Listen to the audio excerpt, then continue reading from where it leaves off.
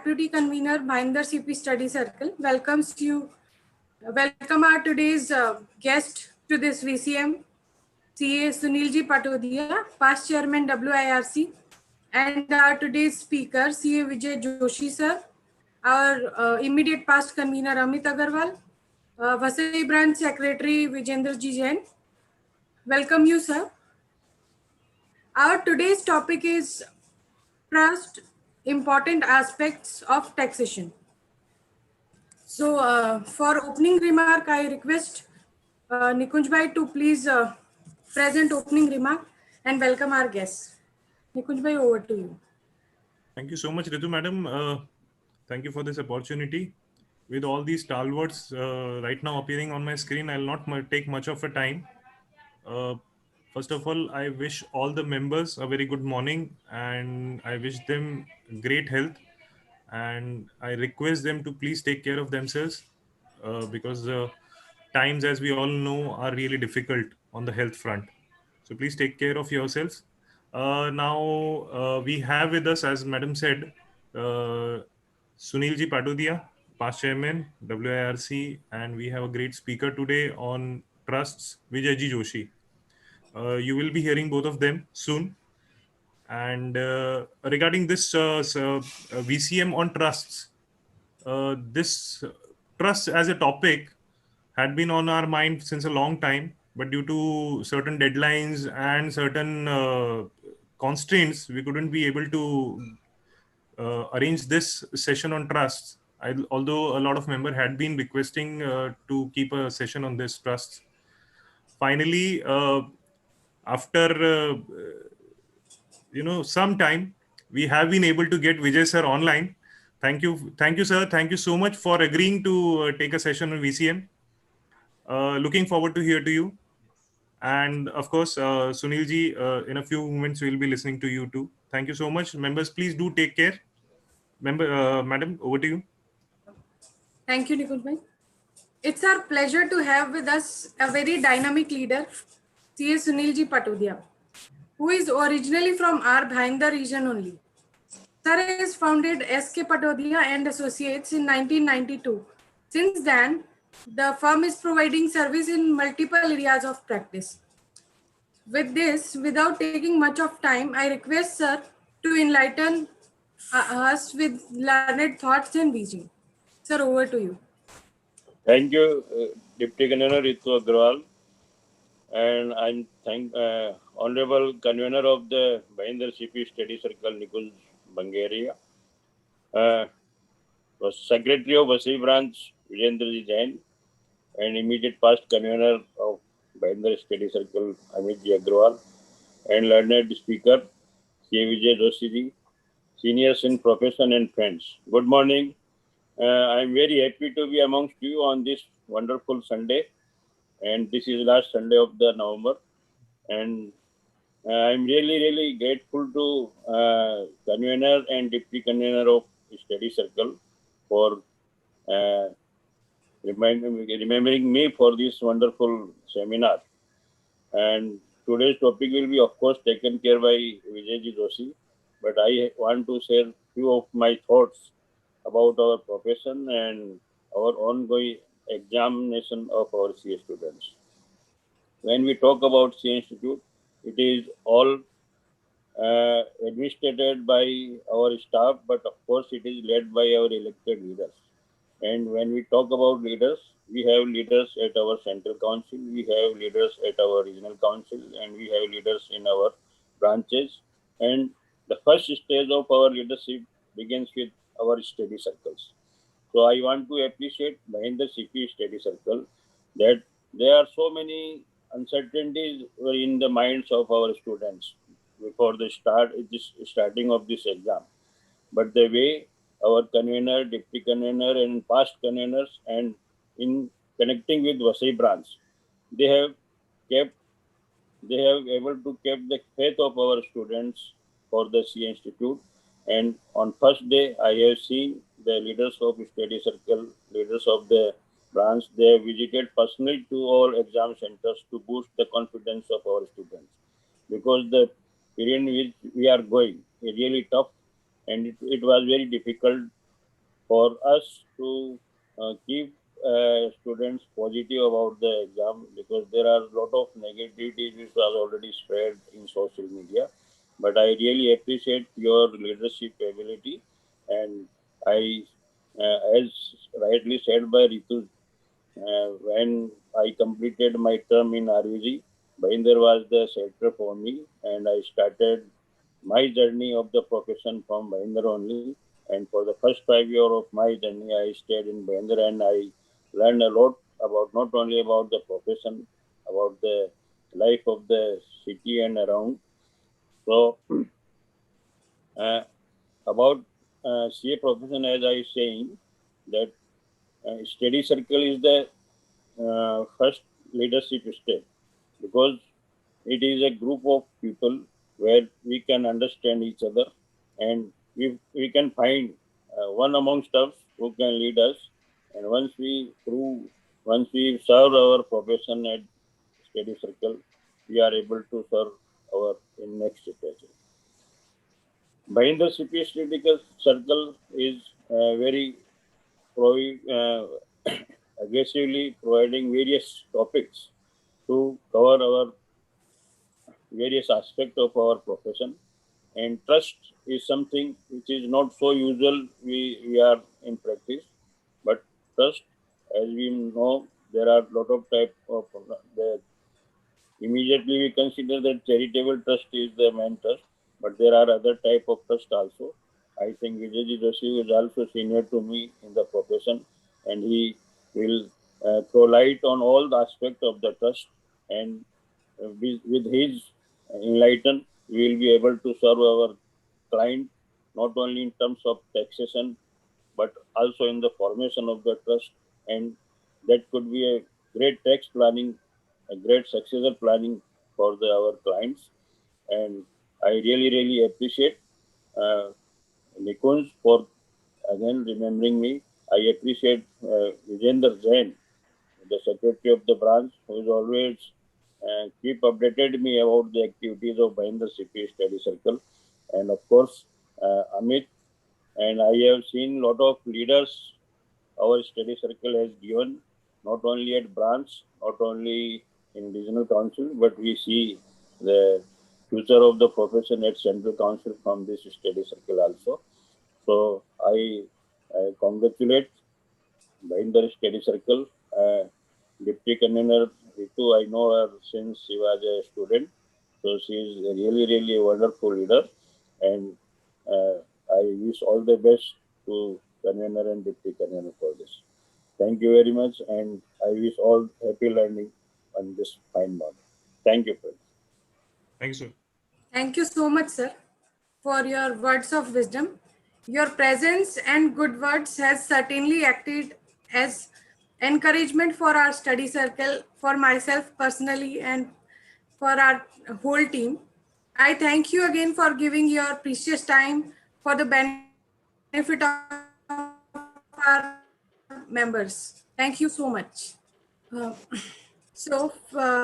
Before moving to technical part of our today's session, I request CA Sheetal Sharma, Coordinator Bhayander CP Study Circle, to give formal introduction of our today's speaker, CA Vijay Joshi sir. Sheetal, over to you. Thank you, Ritu ma'am. It's a great honor for me to introduce such an eminent speaker, CA Vijay Joshi sir. He has been delivering lectures at various forums on different topics. He holds degree in law from Mumbai University, apart from BCom and DISA. Having settled himself in conventional practice of audit and taxation, sir has specialized in charitable trust and cooperative society.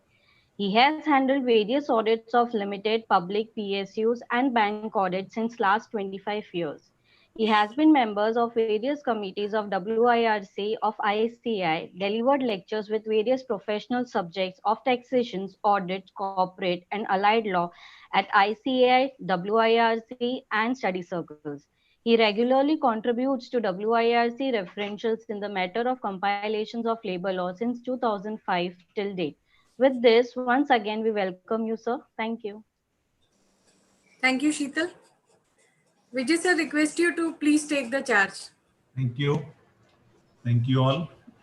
I must today morning, I must thank the convener, CA Nikunj Bhangaria, deputy convener, and the coordinators, and not to forget, of course, our own CA Vijay Jain and Sunil Patodia ji, whom I cannot forget, in whose time I've also shared, a lot of dias and speeches, and there's a personal rapport with him. I still, I was reminiscent of those times, Sunilji, when I was, we have done programs together, including in your Matharan resort also. So all those memories immediately come to the mind. So thank you for all these memories. And we, when we learn and when we, turn towards trust, I do understand that people practicing in the area of trust taxation, trust formation, and trust as a tool for tax planning is still not explored completely by many members in the profession.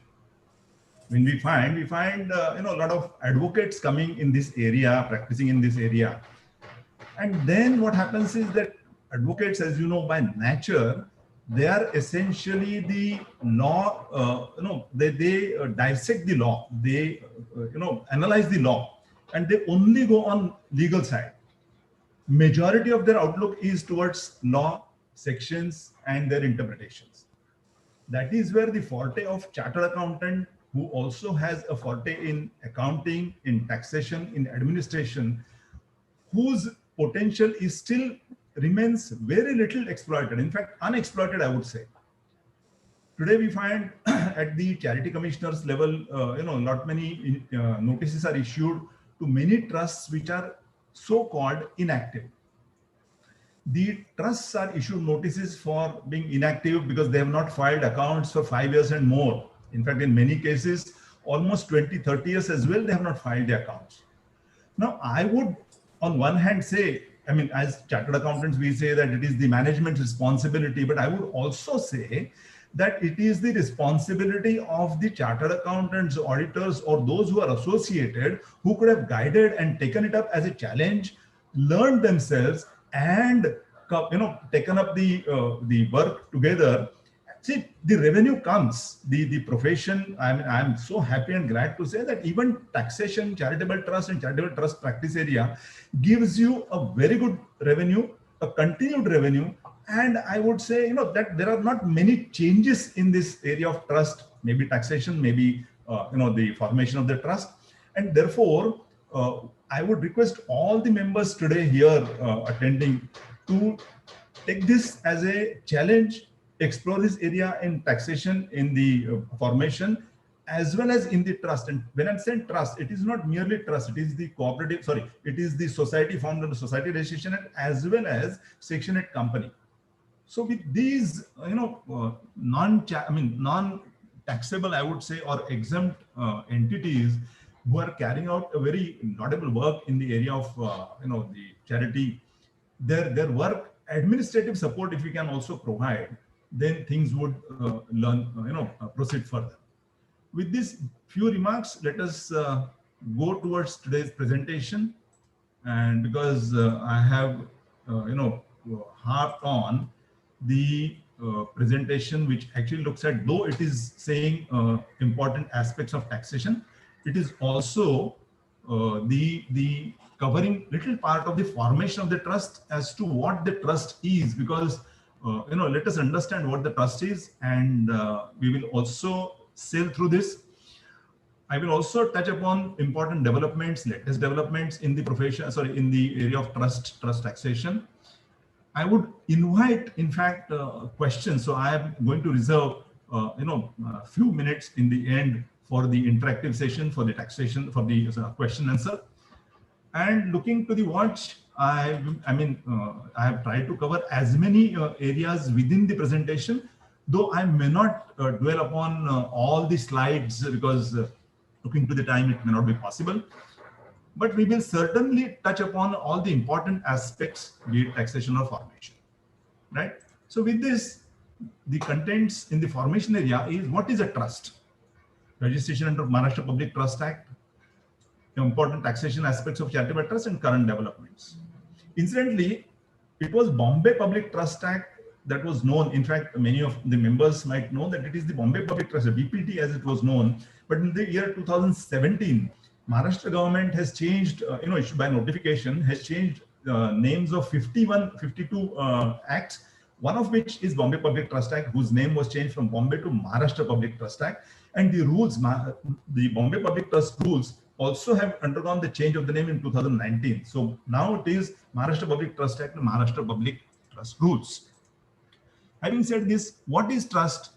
As you are aware, the trust is not defined under the Maharashtra Public Trust Act nor under Income Tax Act. But we have to go to, say, Indian Trust Act. Indian Trust Act 1882, incidentally, history, Indian Trust Act 1882 was the oldest trust act, is the oldest trust act, and which actually covered all kinds of trusts initially. Later on, the difficulties were found when the private trusts and public trusts were there. Even then, the public trusts were actually not carrying out charitable activity and carrying out charitable activity. Then there was religious trust. And with this, a lot of complexity started. And then there was, the Maharashtra Public Trust Act, which was branched out. In fact, Maharashtra Public Trust Act covered the area within Maharashtra and Gujarat initially. Later on, it only covered Maharashtra state, and Gujarat, there was a separate charitable trust act. With this, we come to the trust. Now, a trust is an obligation annexed to the ownership of property and arising out of a confidence reposed in and accepted by the owner, or declared and accepted by him for the benefit of another or of another and the owner. Now, the definition as such does not really, give much information. But when you start breaking it up and start reading it completely, I will read it for you. A trust is an obligation. This obligation is annexed to the ownership of property, which means when I am owning the property, see, the ownership of property gives me a right to enjoy the property freely, as much as I want, in the manner as I feel, independent of any obligation, independent of any encroachment, independent of any restriction. And therefore, that is a free ownership of property. But when it is in trust, when somebody gives me property, the ownership property, in trust, it essentially means that I am obliged to enjoy that property in the manner whoever has given me this property, and to that extent, I'm holding it in trust. For example, let me tell you, my neighbor has gone out of town, but he left his doggy with me. Now, when he's leaving his property with me, I must take care of it, because though I am owning it for, say, limited period of 8 days, 10 days or whatever, I must take care of it as if it is mine, but with an obligation that I have to return it sometime, and therefore I must take utmost care for somebody else. In this similar manner, every property, be it 1 rupee or be it immovable property or be it anything, therefore that is how the trust concept is. And this concept is arising out of a confidence reposed in and accepted by the owner. So owner had given me the confidence, and in the confidence in me has handed over that property, declared and accepted by him for the benefit of another and the owner. So having known now trust, we understand that there is 3 tripartite arrangement where there is a trust, somebody who is the owner has handing over the property, somebody who is the acceptor of the property, and there is a property. So that means there are 3 things. Trust consists of property owner, property acceptor, as well as the property itself. And therefore, let us look at the few more definitions to acquaint ourselves about the trustee. There is author of the trust. Author of the trust is the person who reposes or declares the confidence. Trustee is the person who accepts the confidence. Like in this case, in the example I gave, my neighbor is the author of the trust. I am the trustee. And who is the beneficiary? The person for whose benefit the confidence is accepted. It could be my neighbor, it could be somebody else. So that is the beneficiary. Trust property, the subject matter of the trust. Interest, beneficiary's right against the trustee as owner of the trust. Instrument of trust, instrument by which the trust is declared, which is the trust deed or settlement deed that we call it. Therefore, every trust, now the question here comes is whether the trust should be only in writing or trust deed, or whether there can be oral trusts. Technically, oral trusts are accepted because trust is arising out of Contract Act. as we are aware, the Contract Act, has a separate chapter under this obligation, and therefore oral trust, because oral contract is equally binding, therefore oral trust otherwise are acceptable. However, if you go to registration requires document. Charitable trust requires document. Maharashtra Public Trust requires document, and therefore I strongly recommend, please do not go for oral trust. Please insist on document in writing, which is instrument of trust or trust deed. Instrument of trust means the instrument by which the trust is created by the author of the trust and includes any scheme framed by a competent authority or any memorandum of association and rules and regulations of the society registered under the Society Registration Act to its application to the state of Maharashtra.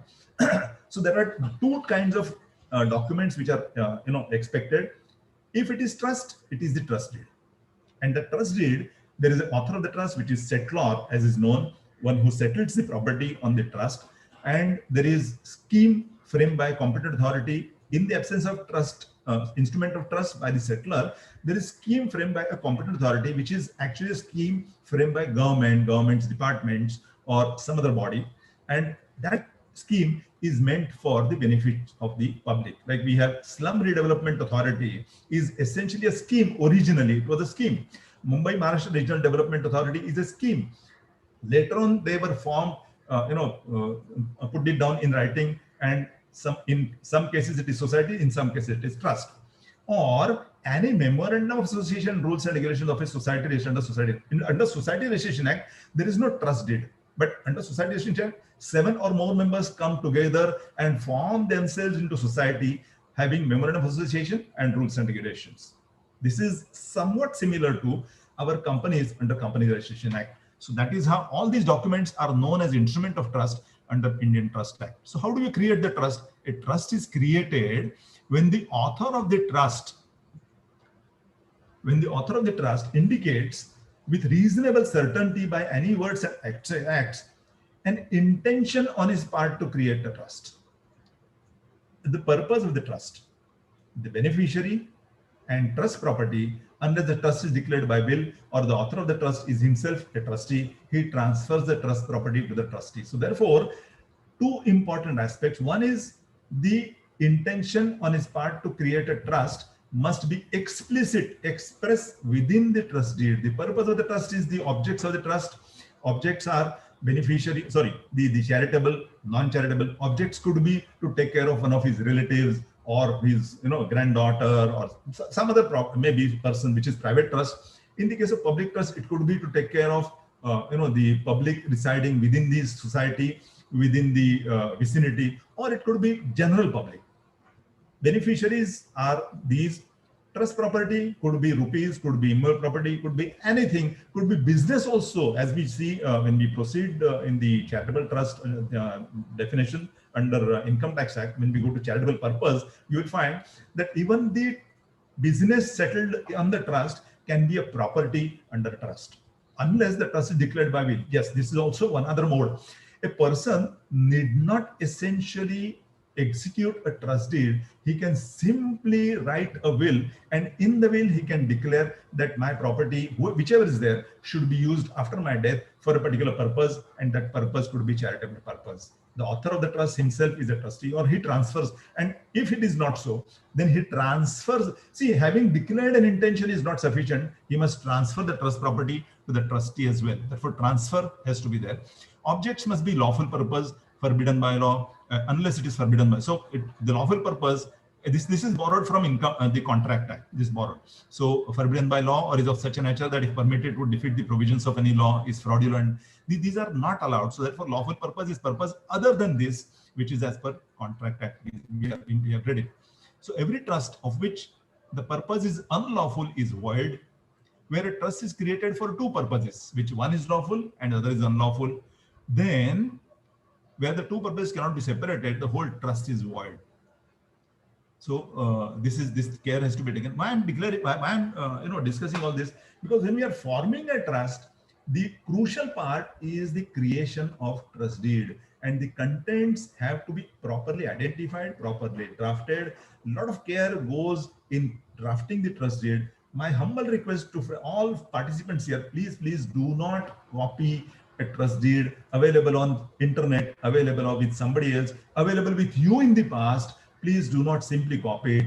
Please read it to the comma, to the word, last word, every letter completely, and ensure that it is satisfying the requirements of the client before you.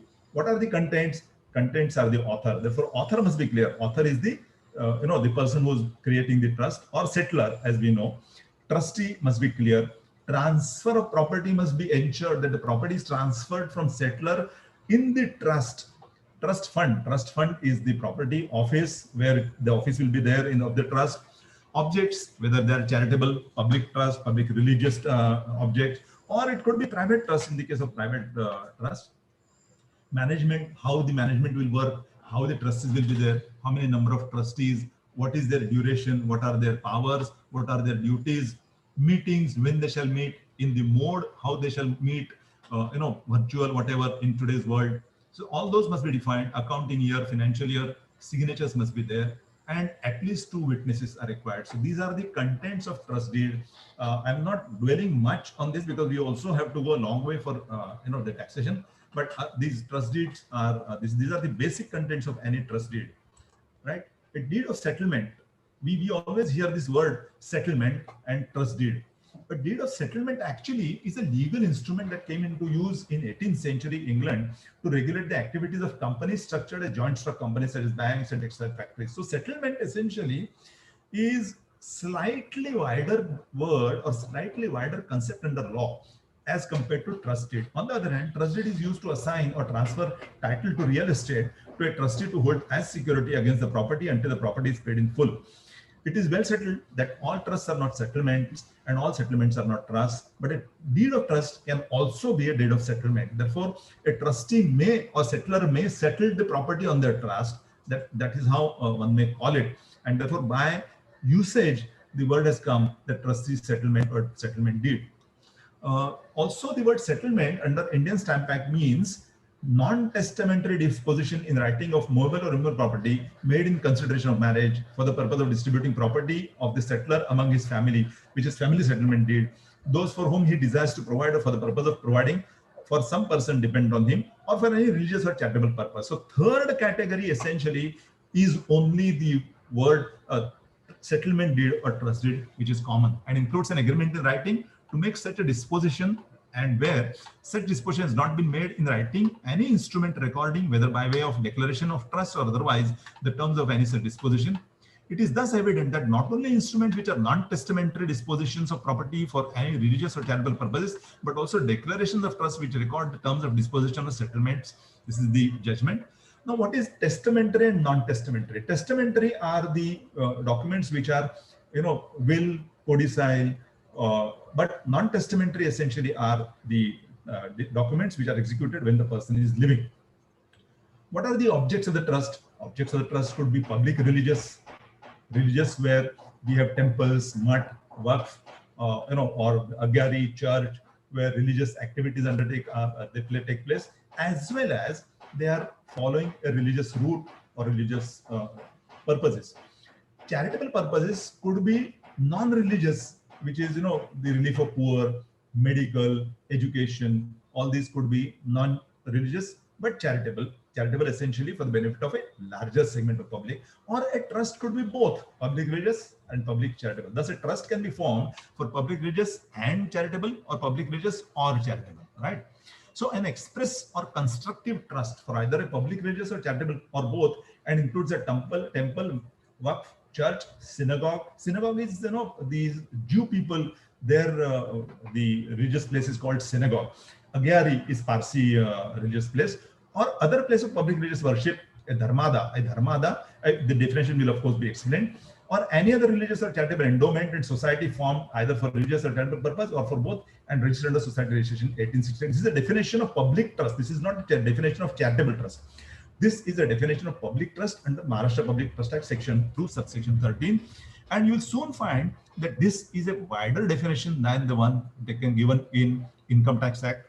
However, this covers not many things. It covers not only the temple, mutt, waqf, church, synagogue, agyari, but it also covers society formed either for religious or charitable purpose or for both, and registered under Society Registration, which essentially means that a society formed under Society Registration Act, once it is registered under Maharashtra Public Trust Act, it can be registered.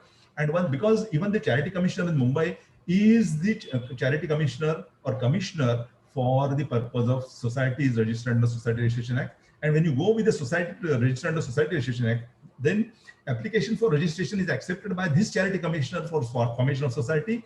Application for formation of trust is also accepted by this Charity Commissioner for formation of trust.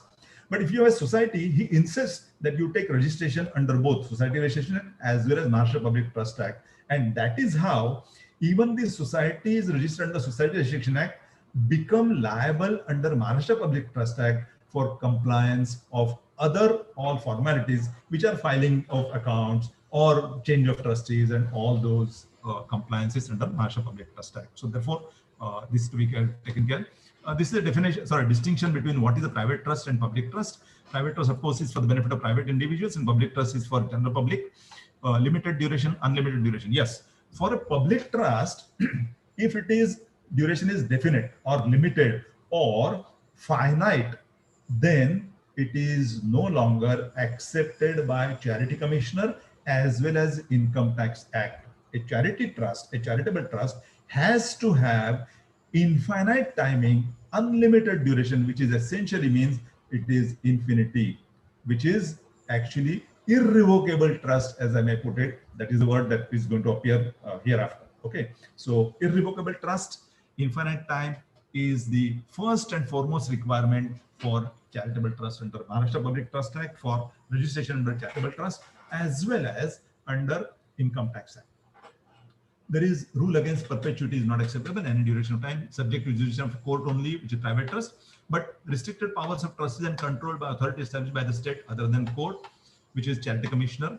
Modification or alteration can be done under private trust, but under public trust, no modification, no alienation, no change in the objects in the any of the trust deed can be made unless an application is made to Charity Commissioner, and Charity Commissioner also asks you to go through court for change in objects or change in any other clauses. In fact, the latest amendments made by Income Tax Act Budget 20, we'll speak about it later, but I'll just mention that any change in the trust deed in the objects is looked upon as if the trust has undergone a change, and the commissioner has powers to call for the reapplication and re-registration under Section 2LA for Income Tax Act. Therefore, that should be taken very careful. When you submit the documents, also they insist on some of the clauses that also we'll dwell upon when we go to registration of the trust under Income Tax Act. But might as well know these are the requirements. When a property can be disposed of subject to power current interest deed, no alienation of trust property. Yes, any property once it is settled upon trust cannot be disposed of, cannot be even mortgaged, or no charge created, no encumbrance created on any property, be it even small fixed deposits with the charitable trust, without the written permission of Charity Commissioner. So please take care. This is part of the audit, the compliance, many other drafting also. It will fail if the object is obscure, will not fail for insecurity or ambiguity if the general object is obvious. So these are a few distinctions. So what is included in public trust? A temple defined under Section 2, subsection 17, mutt defined under Section 2, subsection 9, waqf under 219. However, waqf as described under Section 3 of Mussalman Waqf Validating Act is not included. Dharmada, any religious or public charitable purpose falling in definition under Section 9, society under Society Act, churches. All the churches also have, Now, incidentally, these churches initially had opposed any regulation from Maharashtra state government in 1950, and a lot of litigation had taken place. And later on, when the courts came down heavily upon them, then they accepted that they have to register, and therefore all the trusts have to register under Charity Commission Act, under BPT, then known under protest. So public trust, private religious trust, or private charitable trust are not covered by the definition. Therefore, Maharashtra Public Trust Act only covers public charitable trust or public trusts. Beneficiaries may be general public or a section of public, but should not be restricted to members of private group, which shall defeat the very purpose of public. what is public? A crucial question.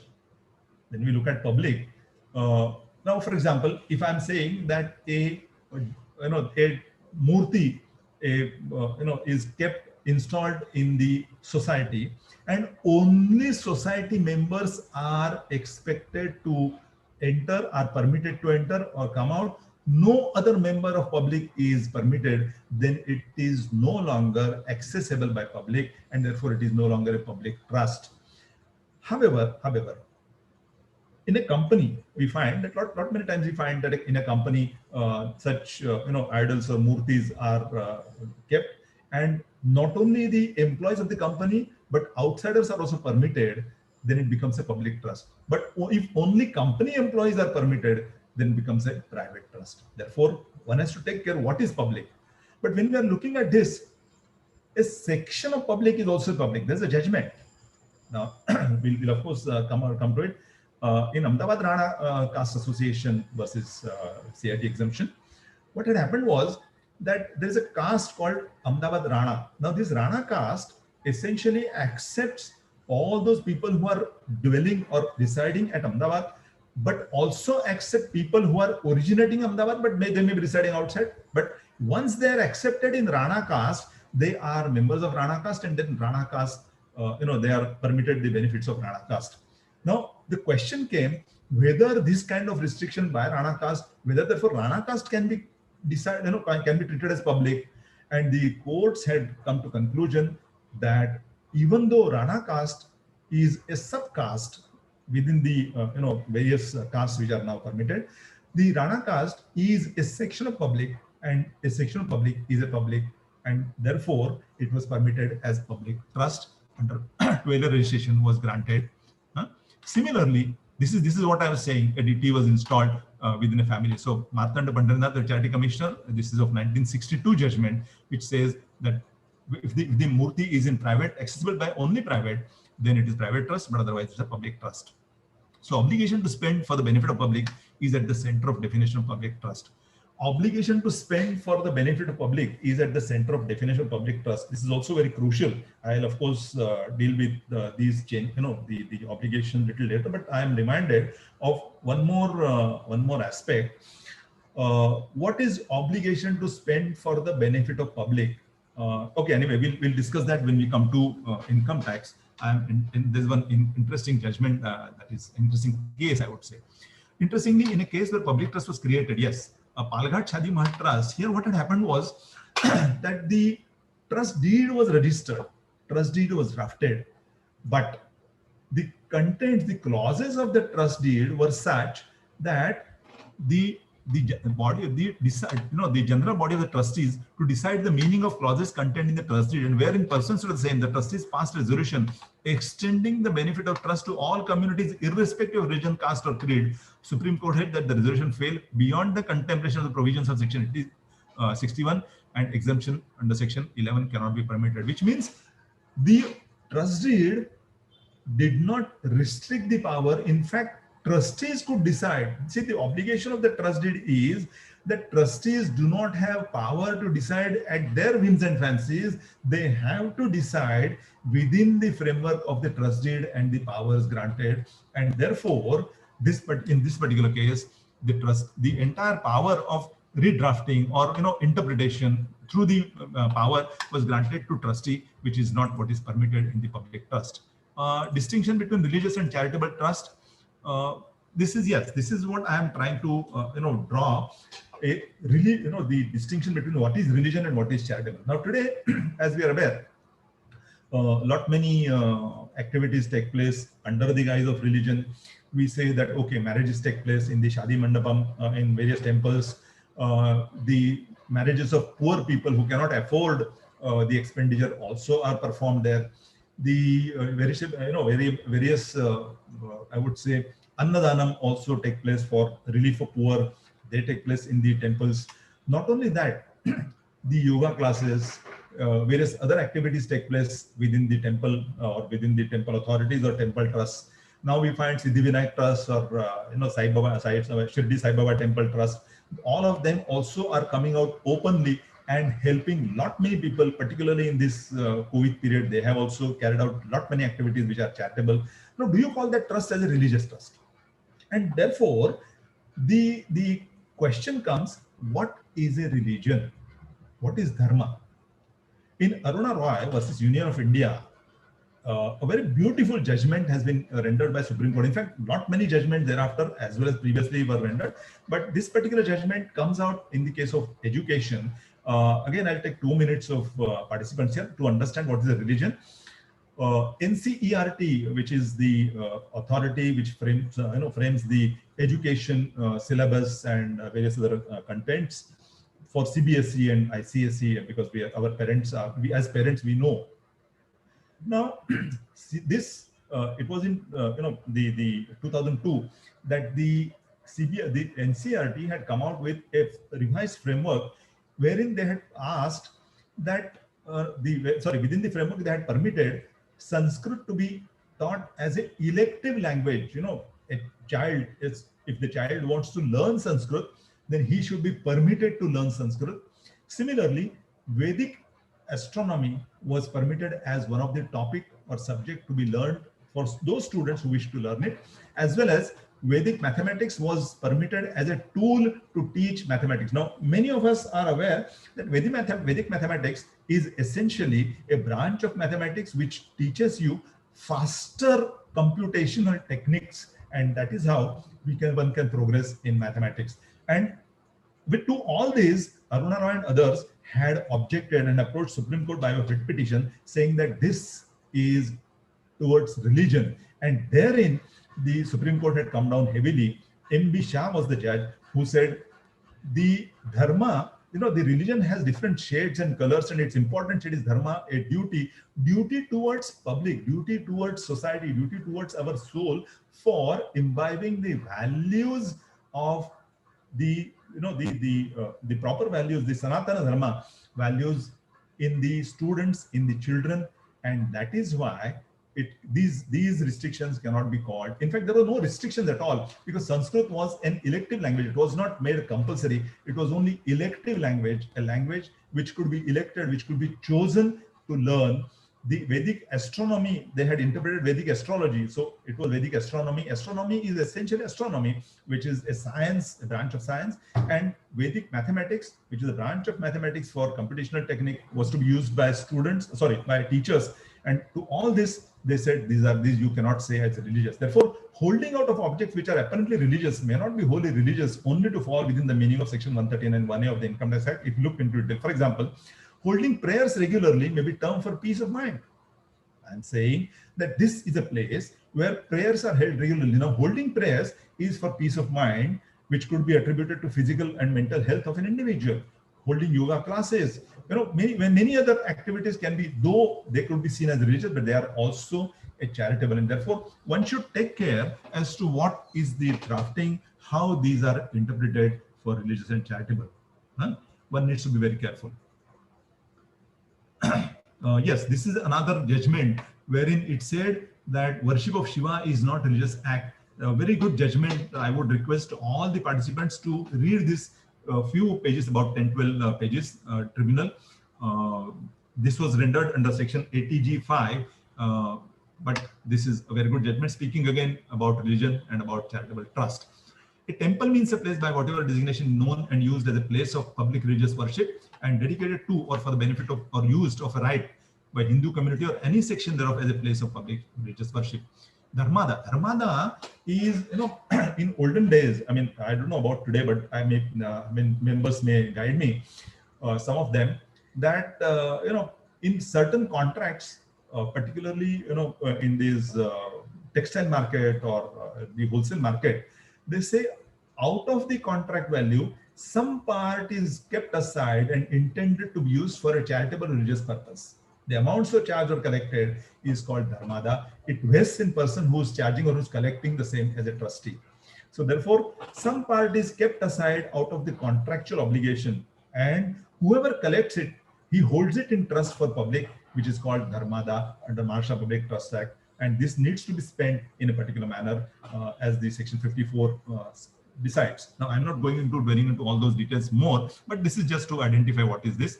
Matha is an institution for the promotion of Hindu religion, where duty, presided over by a person whose duty it is to engage himself in imparting religious instructions or rendering spiritual services to a body of disciples, or who is essentially a kind of educational and promotion of religion, which is Hindu, includes Jain, Buddhist, and Sikh.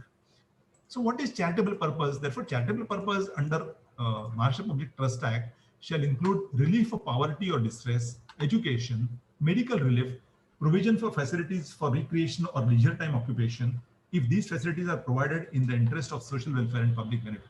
Now, there are further conditions for above, which can be seen in this. The advancement of any other object of general public utility, it shall not include a purpose which relates exclusively to religious teaching or worship. Now, this is a distinction not only under Maharashtra Public Trust Act, but also under Income Tax Act. We find that though a trust can be registered under Section 12A for religious purpose, for charitable purpose, but ATG will not be permitted for religious trust. Therefore, a trust is registered under as a religious trust or a charitable trust. So therefore, one needs to be very careful. Public purpose is not capable of precise definition. Whatever furthers the general interest of the community as opposed to the particular interest of an individual is a public trust. Therefore, section of public, as we have seen, is a public.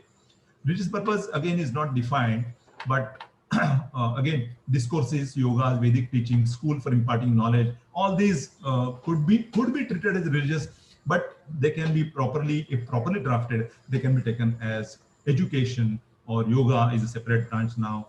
So all schools, this can be taken as charitable as well. Now, when we go to formation of trust, the question is which form should be used. Now, whether it should be trust, whether it should be society, or whether it should be Section 8 company.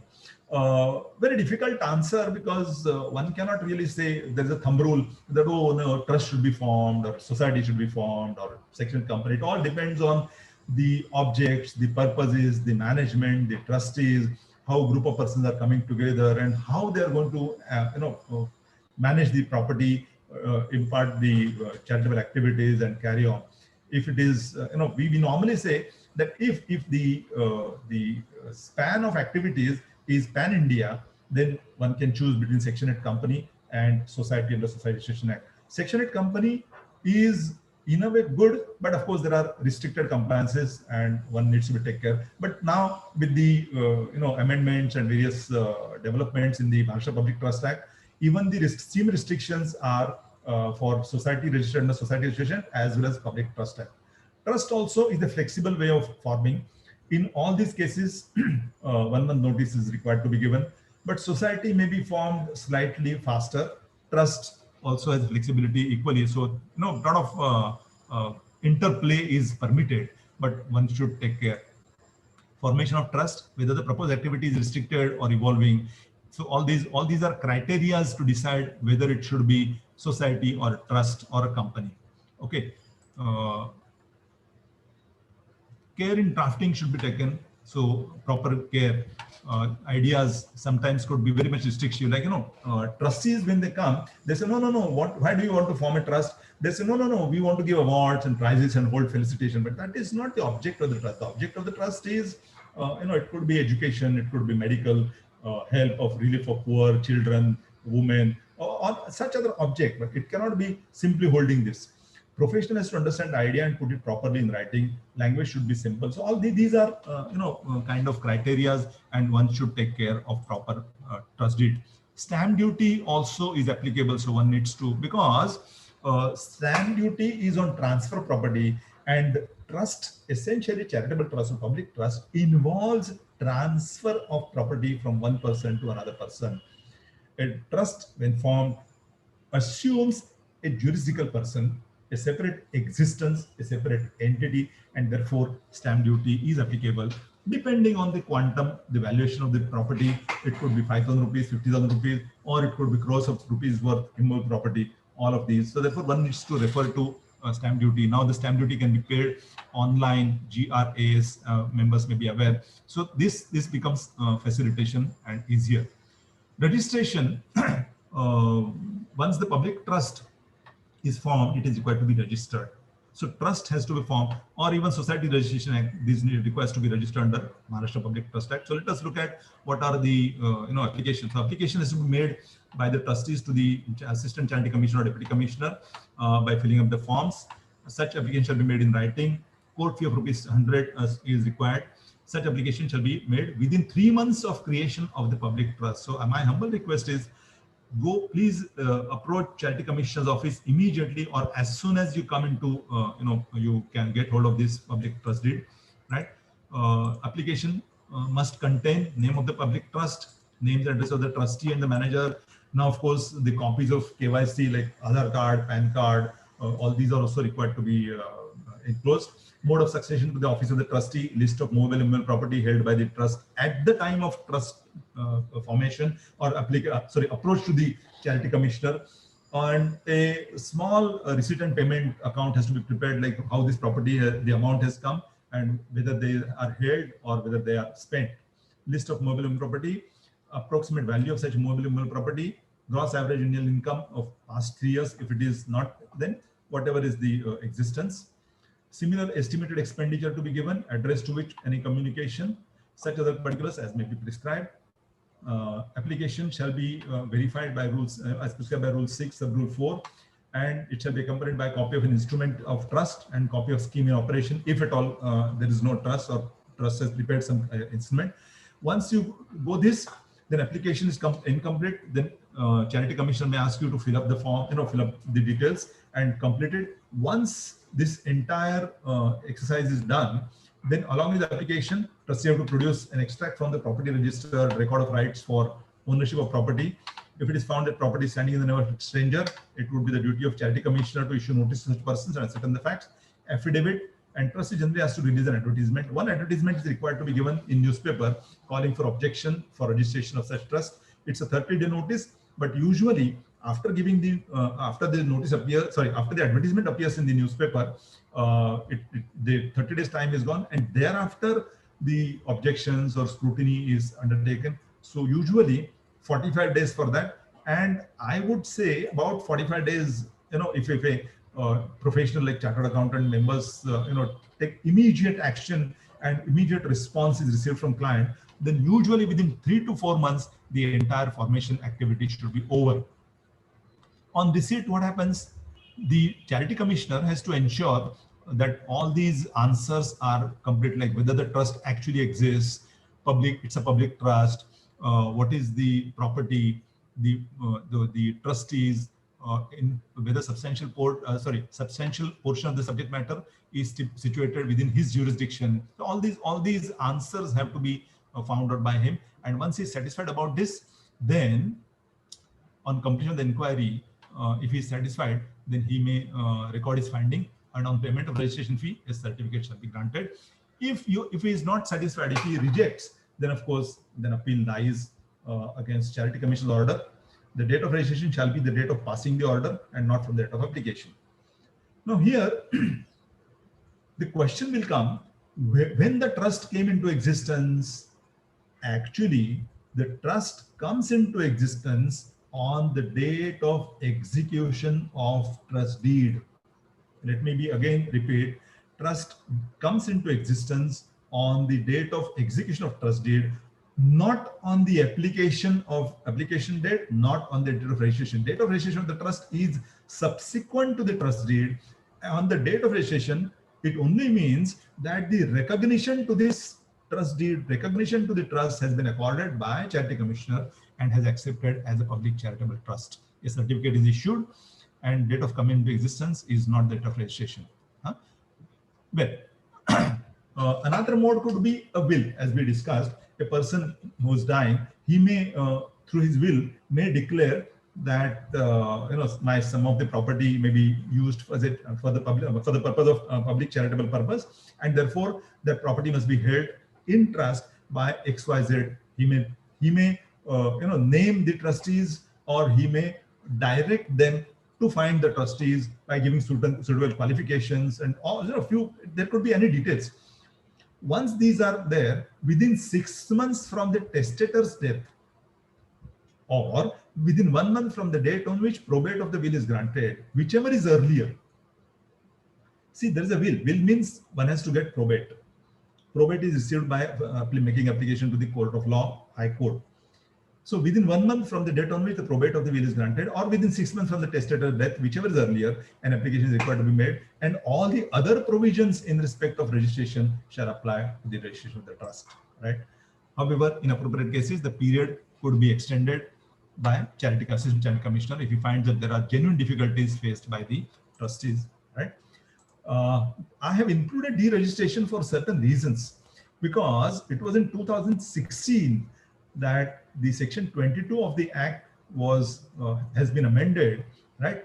And the power of deregistration is now settled upon deputy and assistant charity commissioner, which means charity commissioner's office can, after issue of notice, deregister the trust which is according to them not functioning.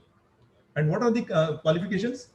One, when its purpose is completely fulfilled, when its purpose becomes unlawful, when the fulfillment of its purpose becomes impossible by destruction of the trust property or otherwise, when the trust being revocable is expressly revoked, or last is important, to which I would like to draw attention to the members, when the trustees are found not doing any act for fulfilling objects of their trust, provided that, therefore, a trust which has not filed their accounts for 5 years, trusts whose activities are not reported, changes are not reported, or no activities are carried out as found by the charity commissioner on any complaint or suo moto. In such cases, charity commissioner, and therefore I tell you, about 3 lakh trusts have been issued notices, and about 30,000 plus trusts have been deregistered by charity commissioner in the last about 2 years after following the suitable procedure of law. Provided that no trust shall be deregistered under clause E unless trustees have committed default in reporting the change under subsection 1, or in submission of the audited accounts as prescribed by subsection 2 of section 33 of subsection 1 of 34, or in making any other compliance. So all these, my request to members is that if you have come across, if you know somebody who is not fulfilling the conditions or who has not fulfilled or anything is pending, my humble request is, nothing has, no worse thing has happened. Complete all the formalities. Even if the accounts are pending for more than 5 years, complete all the accounts, prepare their accounts, prepare the formats, audit reports, and with the suitable recordings of changes, take the affidavit from trustees, condonation of delay, approach the charity commissioner. I am sure charity commissioner, after giving suitable hearing, shall record and shall not deregister your trust. So therefore, this must be taken care of, right? With this brief coverage, I would now move towards taxation of charitable trusts, which is actually the major part of our today's presentation. Okay, I have this covered definition of certain important words. Again, now we are only looking at income tax, applicable sections covering exempt income, filing of returns, assessment, other necessary provisions, and amendment by budget 20. Right. So let us quickly look at, because I'm looking at the watch and I might run. So trusts and institutions established for charitable purposes are entitled for exemption. That is what we have seen under exemption under Income Tax Act. When it comes to charitable activity or charitable purpose, what is charity? We look at section 2, subsection 15, and a lot of judgments. In fact, so many judgments are being delivered only on this objects charitable purpose. Section 2, subsection 15. We shall see also that eligible trust is required to make an application for grant of exemption under section 12 and 12AA of Income Tax Act. Now, section 12AB has been enacted with effect from 1st of October 2020, and that has come into operation. However, the implementation of that has been shifted to 1st April 2021. So I shall just now continue to refer to section 12A and 12AA in this presentation, and we'll deal with section 12AB at the end of the presentation when we shall look at budget amendments. Sorry. The exemption is governed by section 11 and section 12, read with section 13. One needs to understand intricacies. So what are the conditions? The conditions for availing exemption are: first, exemption is available only to trust institution which holds the property. If there is no property, obviously the trust does not exist or trust is empty. So therefore, the trust must hold property, and that property must be held for wholly charitable or religious purposes. If the purpose is insufficient or ambiguous, then the exemption is not available. Trust must have been created. It should not be carrying on any business. Objects of the trust should be charitable, and merely holding the income, merely holding the property is not sufficient. Exemption is available not to the income, not to the property held.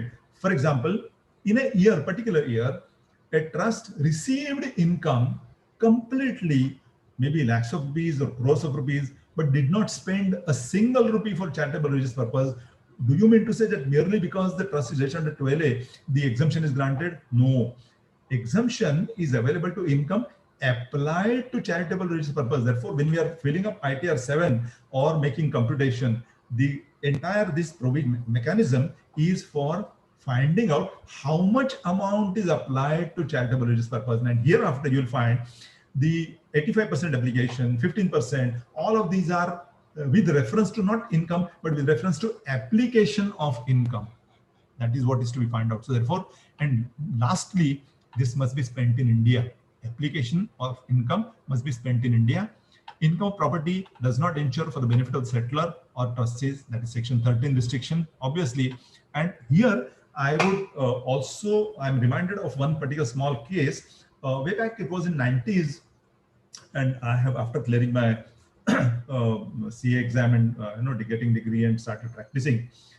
In one such case, I had approached for charitable trust, assessment with the income tax officer, and the assessing officer, after completing my details and submission and all that, he asked me, Joshi ji, ek baat bataiye. So I said, yes sir, what is it?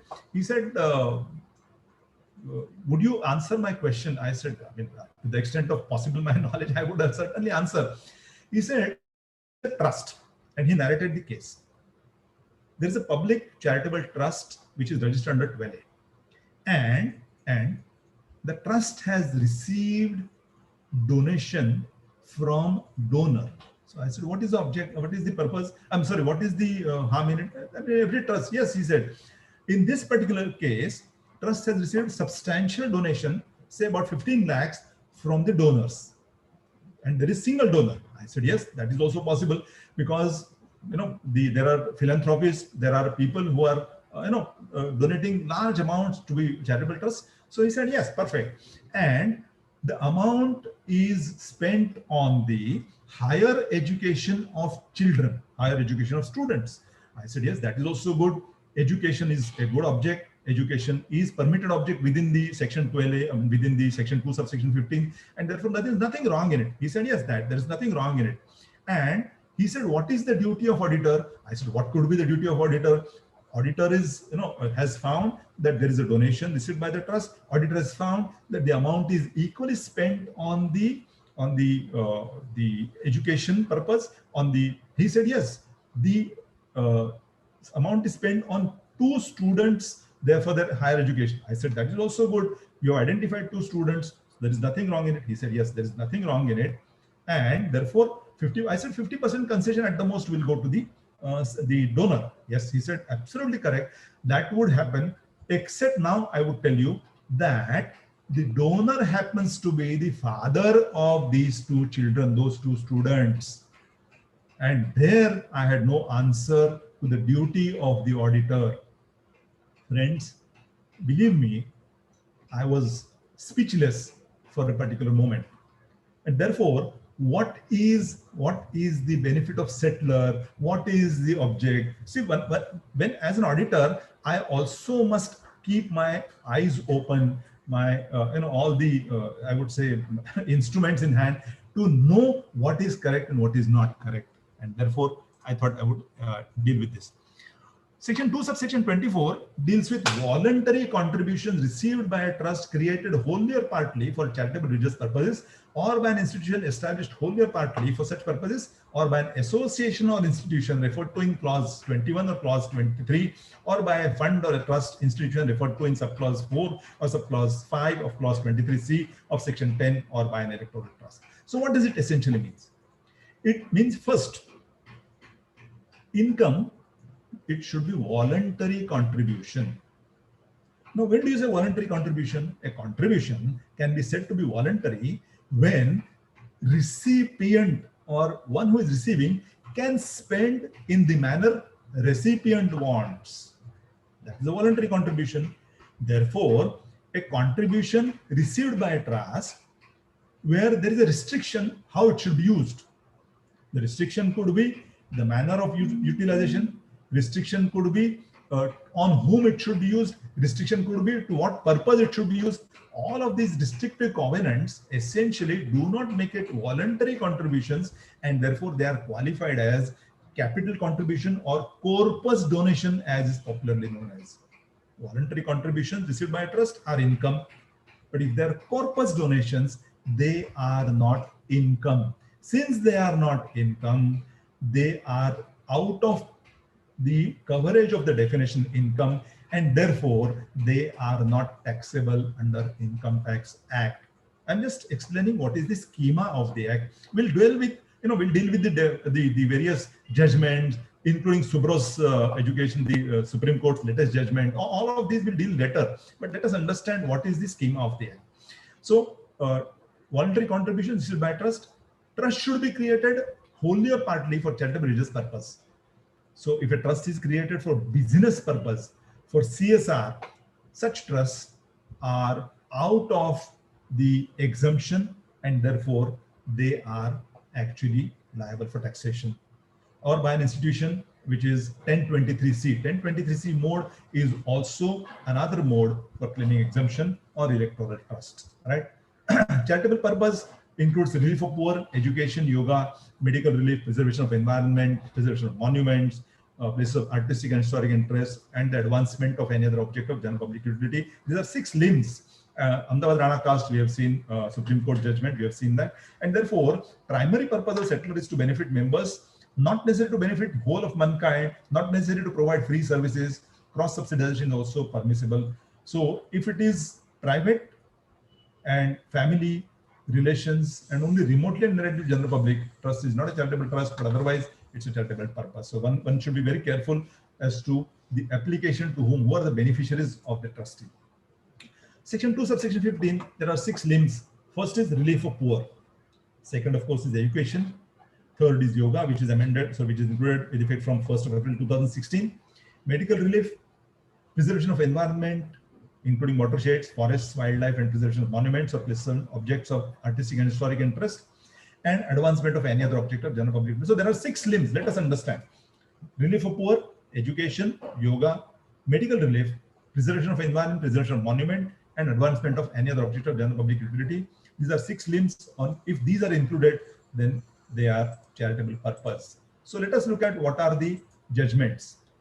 Where SSC was engaged in imparting higher and specialized education in the field of communication, including advertising and its related subjects, as well as training was being given to individuals or persons by companies to meet the needs of Indian industry and commerce, the activity was held to be related to education and not a service related to trade, commerce, and industry. And therefore, in this Mudra Foundation, it was held that it is permitted. However, as against this, a trust was conducting review and courses for helping aspiring members for preparing CISA, CISSM. Yes, you are right. It is ISACA. And in the case of ISACA, it is not permitted by Chennai Tribunal. But where a society running an education institute for purposes of BTech, MTech, and MBA maintained a textile unit for purpose. Like, so as part of the education, a textile unit was kept. ITAT held the proviso section 2, subsection 15 would not be attracted. What is the proviso? Proviso said that if business is carried out, particularly in the case of last limb, if the business is carried out, then the trust may come under difficulty. We'll see that proviso also in detail very soon. So this is the judgment, Technological Institute Textile, DIT exemption, Kolkata Tribunal. Where SSC trust is formed with the object of taking care of sick animals. It is charitable activities, Nihalaya. Activity of maintenance of development of park would certainly fall within the words preservation of environment, New Sai Babanagar Welfare Association, Mumbai Tribunal. Objects of setting of memorials to perpetuate memory of national war heroes are charitable in nature, Yodha Smarak Samiti, Chandigarh Tribunal. And where an associated third-party administrator, TPAs, was formed for mutual benefit. Third-party administrators are those which actually are helping insurance companies in assessing the various claims made by this, and Therefore, it should be seen. I see there are few, chat, but anyway, I'll answer the question a little later. Let me complete the presentation. So this association is also permitted as this. So what is religious purpose? We have seen that religious purpose, so I will not dwell upon it again. Exemption is available to public religious trusts only and not available to trusts for private religious purposes. Advancement of object of general public utility, that is the relief, last one, relief of object of general public utility. So all this, as we are aware, earlier it was 10 lakhs, then it was 25 lakhs, and now it is 20%. The aggregate receipts do not exceed 20% of the total receipts spent, right? So if the receipts, see, the distinction is, if the receipts from object of general public utility and any activities undertaken which is in the course of actual carrying out of such advancement of any other object of general public utility. Yes, there is a query. Can Form 10, 10B and ITR can be filed on the same day or any other sequences to be filed? Yes, I'll answer this query when it comes to. Recently, CBT had given power to CIT for accepting requests. Yes, 16, 17, 15, 16 can be filed now. Yes, I shall answer also this. Okay, right. I'll deal with these, in fact, when it comes to latest one. And let me just complete this, whatever, right? So section this. Yes, so we come to advancement of general public utility. 20%, if the total receipts are 100, and if the receipts from object of general public utility exceed 20%, then the proviso comes into play and says that such activities which are business activities, then such businesses, to that extent, the income shall become taxable. It shall lose the exemption under section 11, right? So that is the this. Transfer of income without involving transfer of assets, section 60 is not permissible. Trusts by revocable transfer of assets is again not. We have seen revocable transfers are not transfers at all. Therefore, they are not permissible. Corpus donations, we have seen section 11(1)(d). The donor can give a specific trustees have no power to treat them by discretion. And Durga Nimishamba Trust, Karnataka, and this Subrato Education is also a this. Anonymous donations and accredited income are discussed separately. There is one more. Donations received by box collections and other anonymous donations do not form part of the corpus of the trust, but are deemed to be the income of the trust, except in the case of religious trust. A wholly religious trust, the box collections and anonymous donations do not form part of the corpus of the trust, or they are not an income at all. Okay, so we shall see later. Registration of trust, section 12A, 12AA. I shall, go a little faster for 12A, 12AA also. Requirement for filing application was there. We are forming, filing 10A. A copy of 10A can be filed. Now there is no longer a duplicate. This has to be done online with certified copy of the scanned copy of the trust deed or instrument. In the case of society, memorandum and bylaws of the society, if the trust was in existence for any complete number of years, then accounts 1, 2, or 3 years as may be available. Section 12A specifies the conditions for applicability, and it says application must be made in form 10A, right? So instrument in original with a copy of it, because instrument is required to be original is required to be verified when it comes. What happens is that when you make an application for registration under 10A, you fill up the form, you give few details of trustees, their KYC details like PAN card, Aadhaar number, and also enclose the copies of memorandum, extract of objects, extract of purpose. So all on few clauses. So all these you upload, and once you upload that, you get an acknowledgement. Having done that, then 6 months from the end of the month in which the application is made is the provision. Within 6 months, the CIT exemption must dispose of that. It could be either way. The CIT exemption may permit it, CIT exemption may reject it. But either way, he must dispose of that. Okay.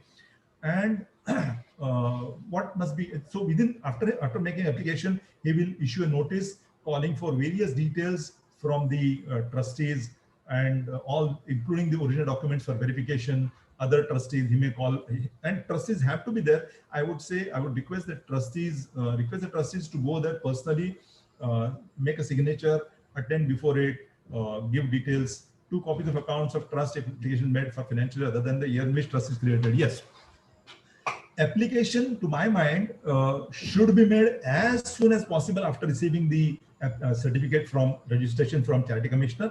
However, many trusts do not make it. They make it after after carrying out activities. They may not make it in the first year. They may make it after 3 years. In fact, there are trusts which have actually approached the CIT exemption after 10 years of existence, 12 years of existence. So in such cases, 3 years is the maximum period to which the accounts are required to be required to be submitted. Where the total income without taking into account exemption exceeds maximum amount not chargeable, audit report in Form 10B is to be filed electronically. That is the requirement.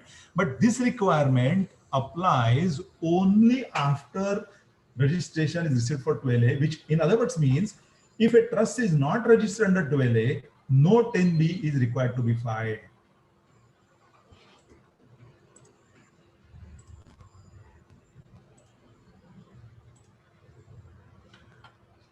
Conditions for applicability of 11 and 12. Where an application has been made on or after the first day of June 2007, the provisions of section 11-12 shall apply in relation to income of such trust or institution from assessment year immediately following the financial in which such application is made. What it means? It essentially means that I have applied under 12A, say on 29th of November 2020. Now, having applied on 29th of November 2020, 6 months from 30th November, which means from 1st of December, within 6 months, CIT exemption can dispose of my application. So he will issue the notice, I will visit the CIT exemption office along with trustee, appear before them, reply in writing, produce documents, satisfy the requirements. And after that, he will issue. But once he issues the certificate, though issued at the end of 31st of May 2021, or little, anytime little around that, it does not take effect from 21-22, but it takes effect from 2021, which means in the year in which I have applied. Assessment year immediately following the financial in which such application is made. Now the question is, this proviso is interesting. Proviso gives another situation. Supposing I have applied for say on 29th of November 2020, right? On 31st of May 2021, the CIT exemption rejects my application. Now, having rejected application, I have lost my the exemption. I have to file my return. So for 2021, I have filed my return in September 21, presuming that is the due date for September 21-22. Okay. So for assessment year 21-22, I have applied on 30th September, on or before 30th September 2021. I have filed my return. Now, obviously, since I do not have exemption in my hand, I shall be filing ITR 5 as a normal trust. Okay. Having done that, I have also appealed against this rejection to tribunal. Against the rejection of registration from CIT exemption, I can go to tribunal. So I have appealed to tribunal. Tribunal has taken up my case. In 22. However, with this faceless assessment and speed up of assessment proceedings, assessment was completed, the notice was issued immediately in December 21, and assessment was completed immediately in say January 22, and rejecting my claim of exemption and my application, and I had to appeal against assessment before CIT. Now, in the month of May 22, 2 proceedings are pending. One is appeal proceeding against assessment order, and appeal proceeding before tribunal for rejection of application. What happens is, in May 22, tribunal hears me and grants me the permission exemption by directing CIT appeal to issue, CIT exemption to issue the exemption certificate under 12A registration, and I get my exemption. Now, at that point of time, I do not have my exemption at 2021, but having permitted by way of appeal, tribunal has directed Commissioner CIT exemption to give me the 12A registration. 12A registration takes back effect, and therefore proviso says that any assessment year proceeding, the assessment year for which assessment proceedings are pending before the assessing officer as on date of such registration, or appeal proceedings which are extension of assessment proceedings, also objects and activities remain the same, then also the 12A takes back effect. So, a lot of these judgments, and we should read that. Further, provided no action under section 147 shall be taken. So these are a few things. So this is what is explained herein, and you will find references can be made to various judgments here. Mumbai Tribunal, Amritsar Tribunal. So all these, the above judgments have been rendered. In the limb, proceedings are pending and objects and activities are the same. In fact, in one of the cases, this last one, Mumbai Tribunal has held that even the appeal proceedings being extension of assessment proceedings, if the registration is received during the pending of appeal, they take back to the assessment proceeding and exemption must be granted and benefit exemption must be granted. So this is what is as regards to LA. Principal Commissioner shall pass the order within having given reasonable opportunity. Section 11(1)(c) directly prohibits application of income outside India. Yes, application of income in India is one of the condition, and therefore application of income outside India is not permissible. And but 11(1)(c) says that for a charitable trust created after 1st April 1952, where the charitable purpose tends to promote international welfare in which India is interested and income is applied outside India, then it is permissible to grant exemption. For a charitable trust created prior to 1st April, income is applied to such purposes outside India, and in both the above cases, CBDT by general special order issue directions for exclusion of such income from out of total income. Therefore, Section 12AA refers to application of income for charitable purpose and not to activities, whether in India or outside India. Therefore, yoga being a the international topic for India, interest of India, the expenditure on yoga outside India is also permitted.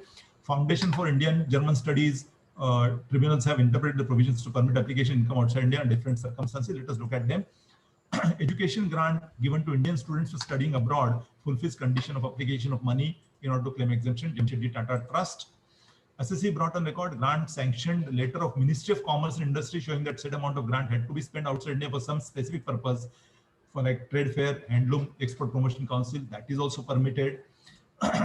Amount spent outside India for participating in a fair held outside India cannot be treated as application, because here there is no specific, no express approval by the board. In the earlier case, there was express approval by the board. In the second case, there was no express approval by the board.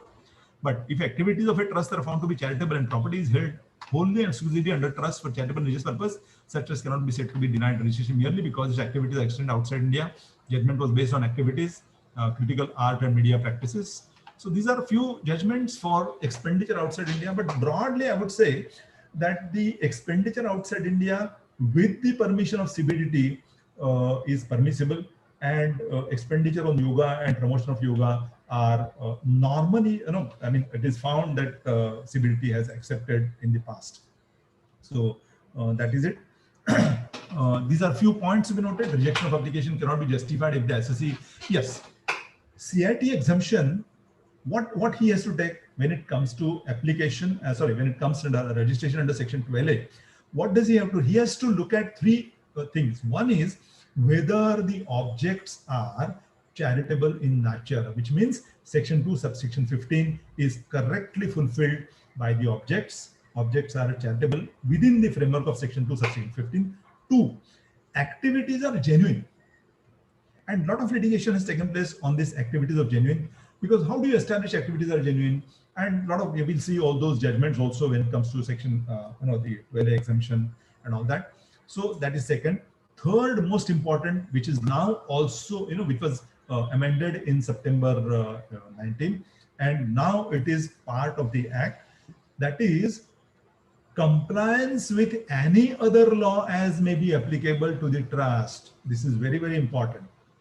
A trust may have, medical relief as object, or trust may have education as the purpose.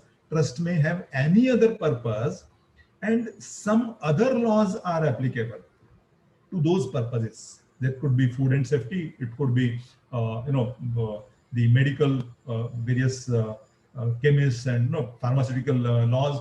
It could be education and related laws. It could be any other safety industry, all those. So those labor laws or something else, all of them must be complied with by the trust. There should be no non-compliance therein, because that is the third limb. And these three limbs are now copied as it is under section 12AB, which is going to be there on the statute book effective from 1st April 2021 as of today. So these are three limbs that must be complied and that must be looked at. And when an assessee fulfills all relevant condition under 12AA, no other condition can be imposed on it while granting registration. Thus, if a trust fulfills all the conditions, then simply assessing of what is to be the manner of application by trust. No, the trust may have spent huge amounts, or trust may have spent. So the manner of spending is not to be looked at. Only thing that is to be looked at is whether the activities being carried on are genuine or not. So there are few judgments on this. Appeal against refusal remains with the tribunal. Condoning delay is withdrawn. So 11 and 12, registration once granted can be cancelled.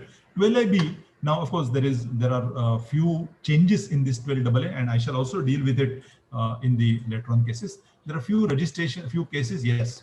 UP Forest Corporation says that 12A is a condition precedent for availing benefit under section 11 and 12. This is what I was talking.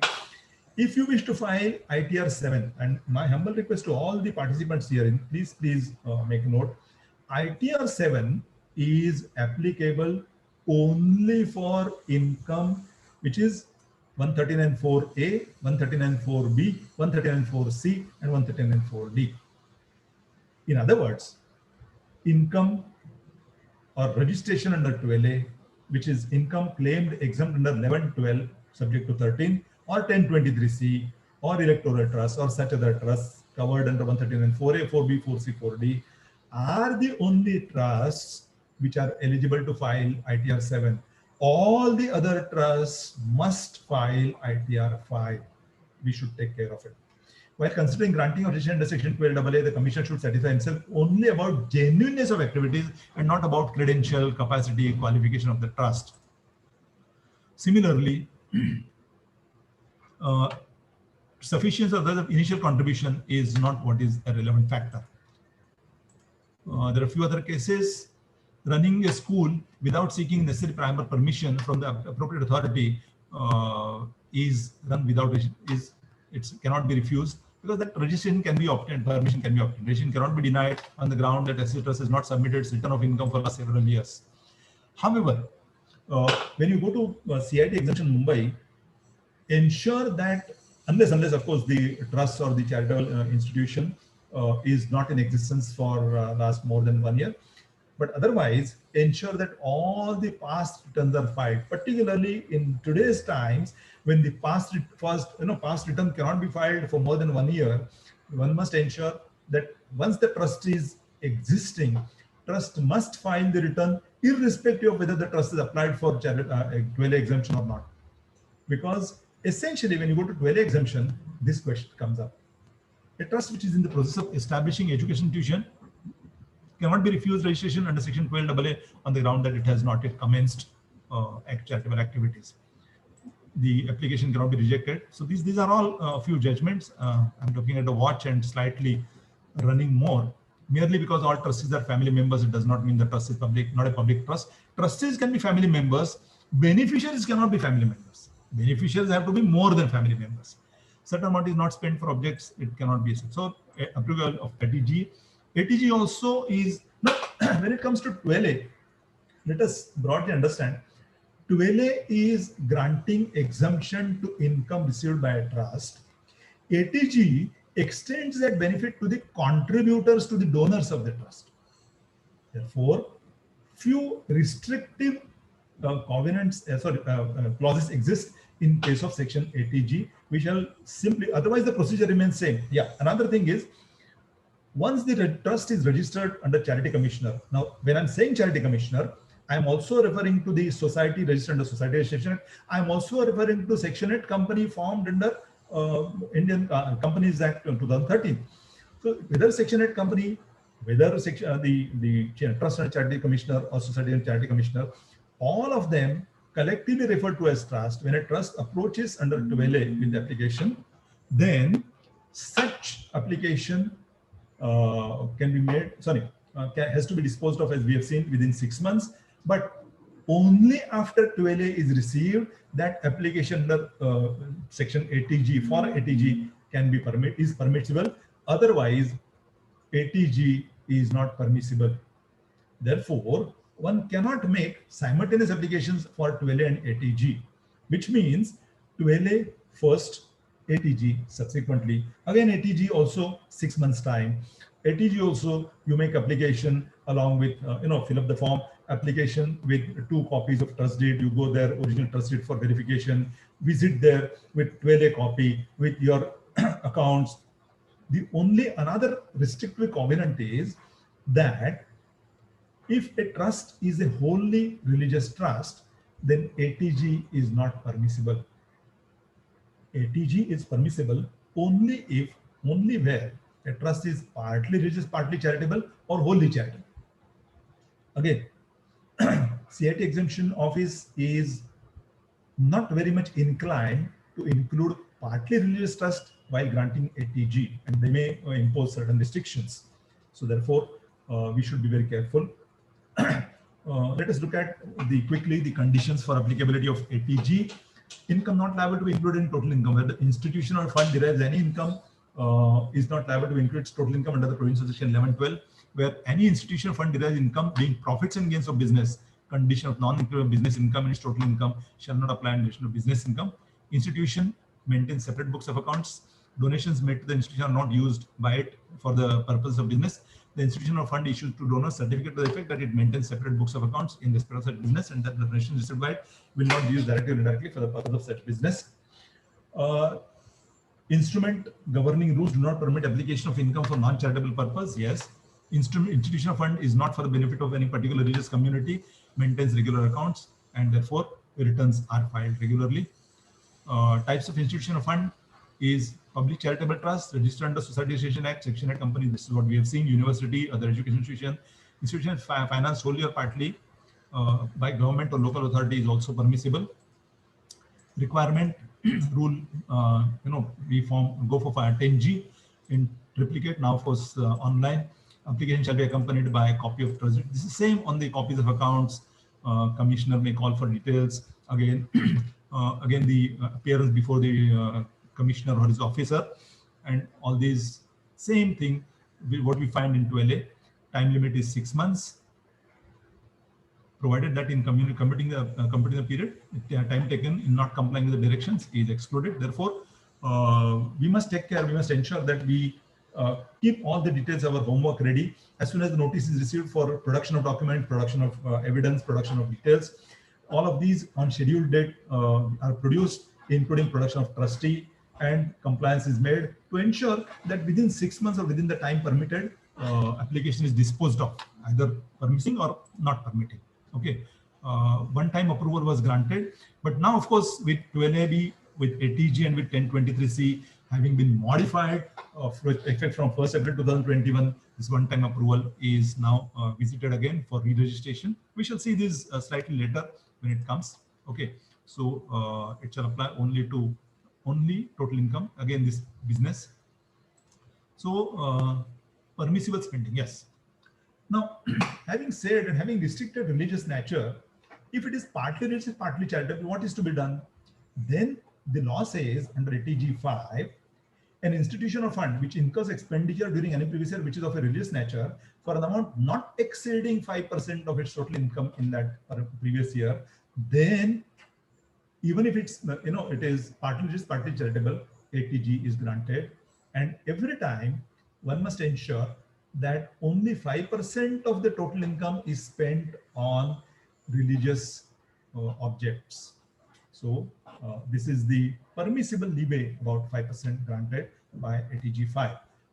The judgment of Shiva Mandir Pancha Committee Sansthan I was referring to earlier is essentially issued by Mumbai Tribunal Nagpur bench under ATG 5, wherein the 5% expenditure to the extent within 5% was spent on temple, and other expenditures were spent on various other activities of the trust which were otherwise treated as religious by the assessing officer, and therefore it was dealt upon. Okay, charitable purpose does not include purpose, only religious nature. This is what it is. These are cases. Delhi High Court, in the case of Nambiar Sark Law Trust, application of income outside India could not be taken as a ground for refusing recognition under Section 80G. Gujarat High Court again, Commission not expected to act as an assessing authority, but its inquiry should be confined to finding out whether trust satisfies the prescribed conditions. PAN numbers of donors were not provided, but that does not mean that you should not be or could not refuse the renewal. Okay, ATG 5 at this stage, extent and nature of activities were not required to be examined. Recognition under ATG 5 was to be granted because that is at the time of assessment. Order of criminal was affirmed on refusal. Okay, so remedy, of course, is appealed to tribunal. So with this quick registration coverage, we go to the assessment. Assessment, when return is filed and when the notice issued for filing return, which is earlier, and it is terminated by an order of assessment. Assessment proceedings are similar to any other assessments. So whether they're under provisions of 139, 142, 143, 144, 147, 148, 153. So all these, including rectification, all of these are, and even Section 250 appeal proceedings are actually covered in a broader concept of assessment. So assessment includes reassessment, assessment includes rectification, assessment includes appeal as well. Okay, so we shall see quickly. Assessing officer should act in a judicial manner. We should proceed without bias, give sufficient opportunity. There are many judgments in respect of refusal of natural hearing is to be granted. Rules of natural justice must be followed. Furnishing of information, gathering of materials. So all of these one must apply. Crux of the statutory exemption is 11(1)A and 11(1)B is not the income earned for the property, but the actual application of the said income is there, and therefore apply 80% of yes. Here I will answer. There was a query about this 10D and 10. Okay. Now, two things happen. When you are claiming exemption under 11, the exemption under 11 is permissible if a trust spends. Let us broadly again come back to Section 11. Entire income is spent 100% on the objects of the charitable objects of the trust. Obviously, the entire income is deductible.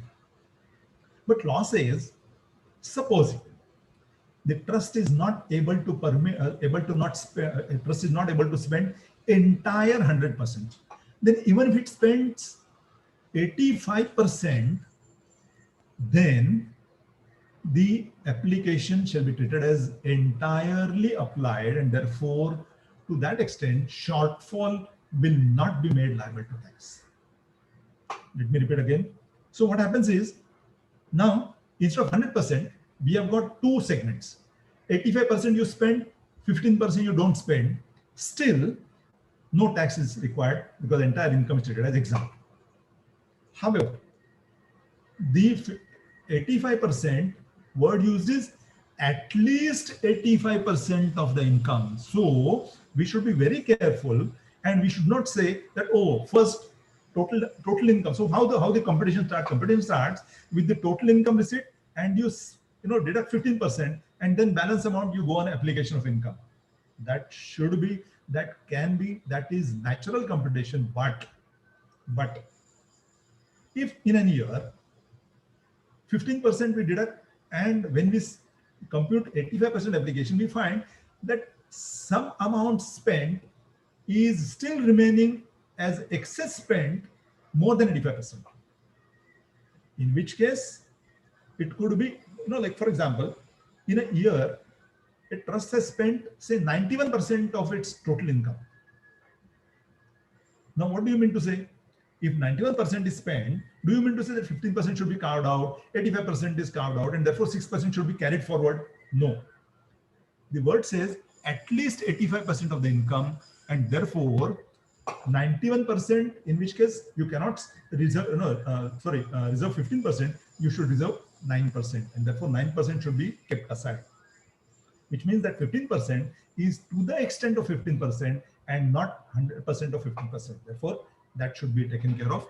Now, having taken care of 15%, if the amount spent is falling short of 85%, which means supposing 15% is kept aside and out of 85%, only 70% is spent, then that balance, supposing 50% is spent, so 35% is not yet spent.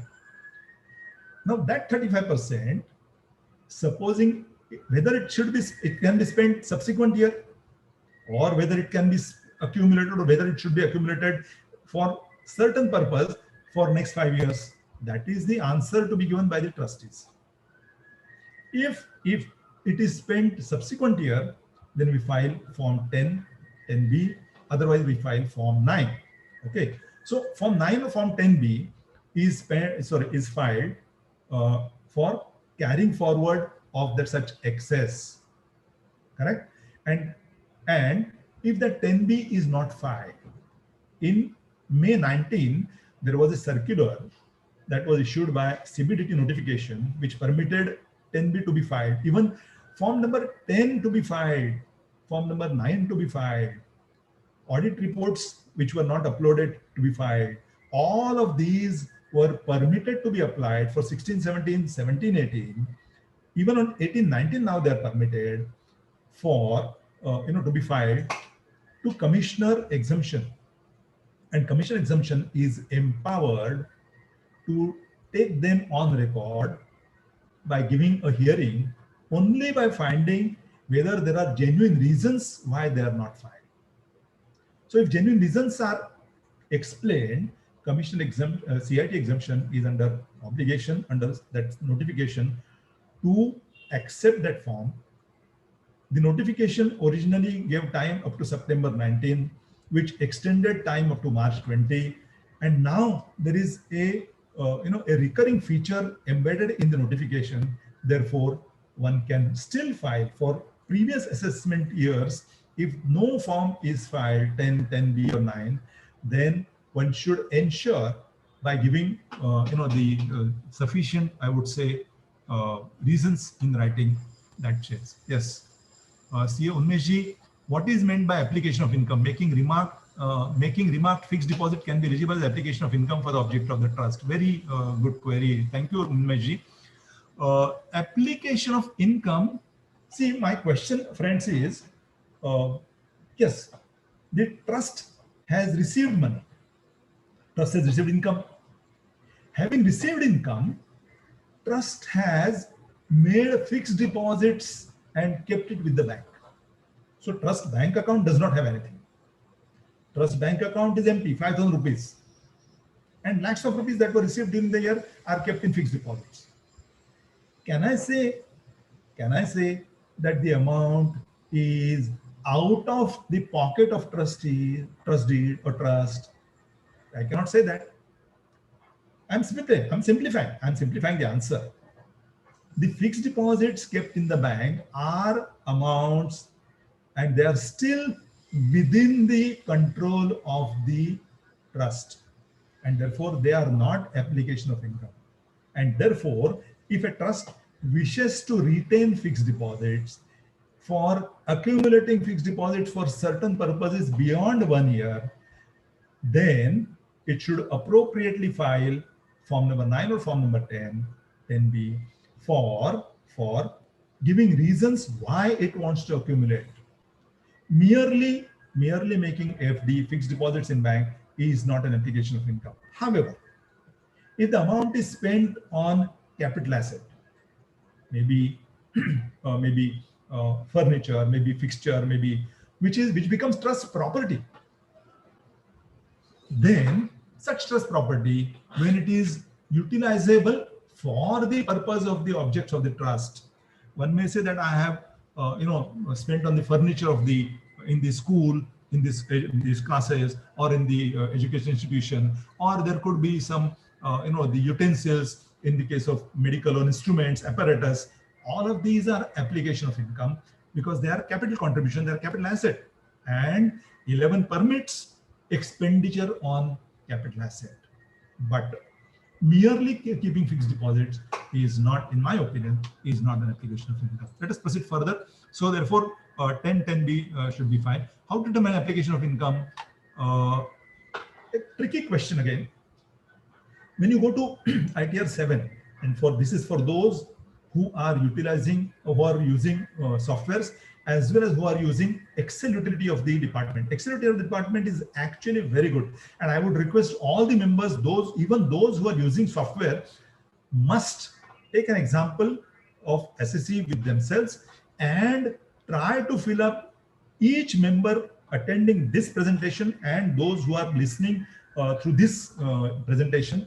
My humble request, all the professionals must make an effort to fill that ITR utility to properly understand the nitty-gritties of filling, of computation, and of various other aspects of computation of income for exemption claim.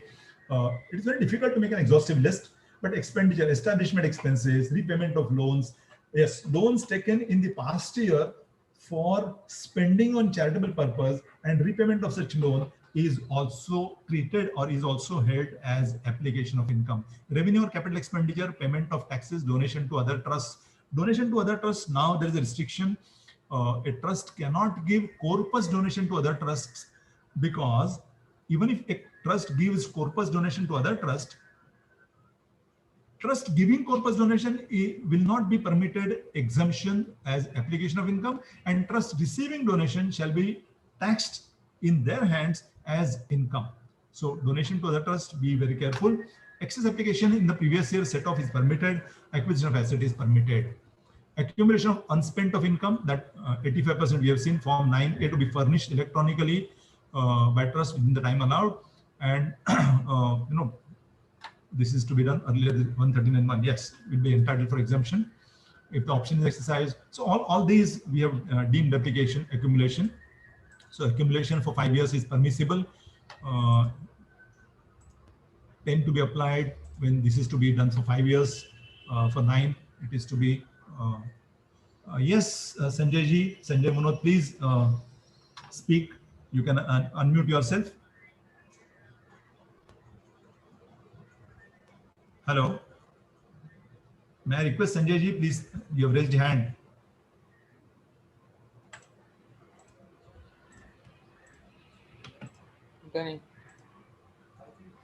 Hello. Hello. Yes, sir. 1 second. 1 second. We are just checking it.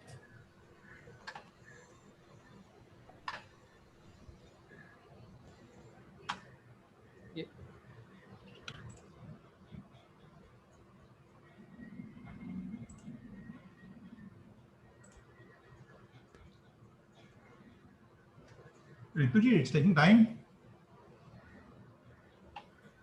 Sir, actually, we have given her unmute, right? But she's Okay, I'll proceed. I think I'll proceed with my balance presentation in next 10 minutes because I see the watch also. I'm a little short on time just now. Okay, so I'll proceed with the. Sir. Okay. Yeah, please. So we look at the accumulation of income. Deemed application is what we have seen. 9, 10 also we have seen.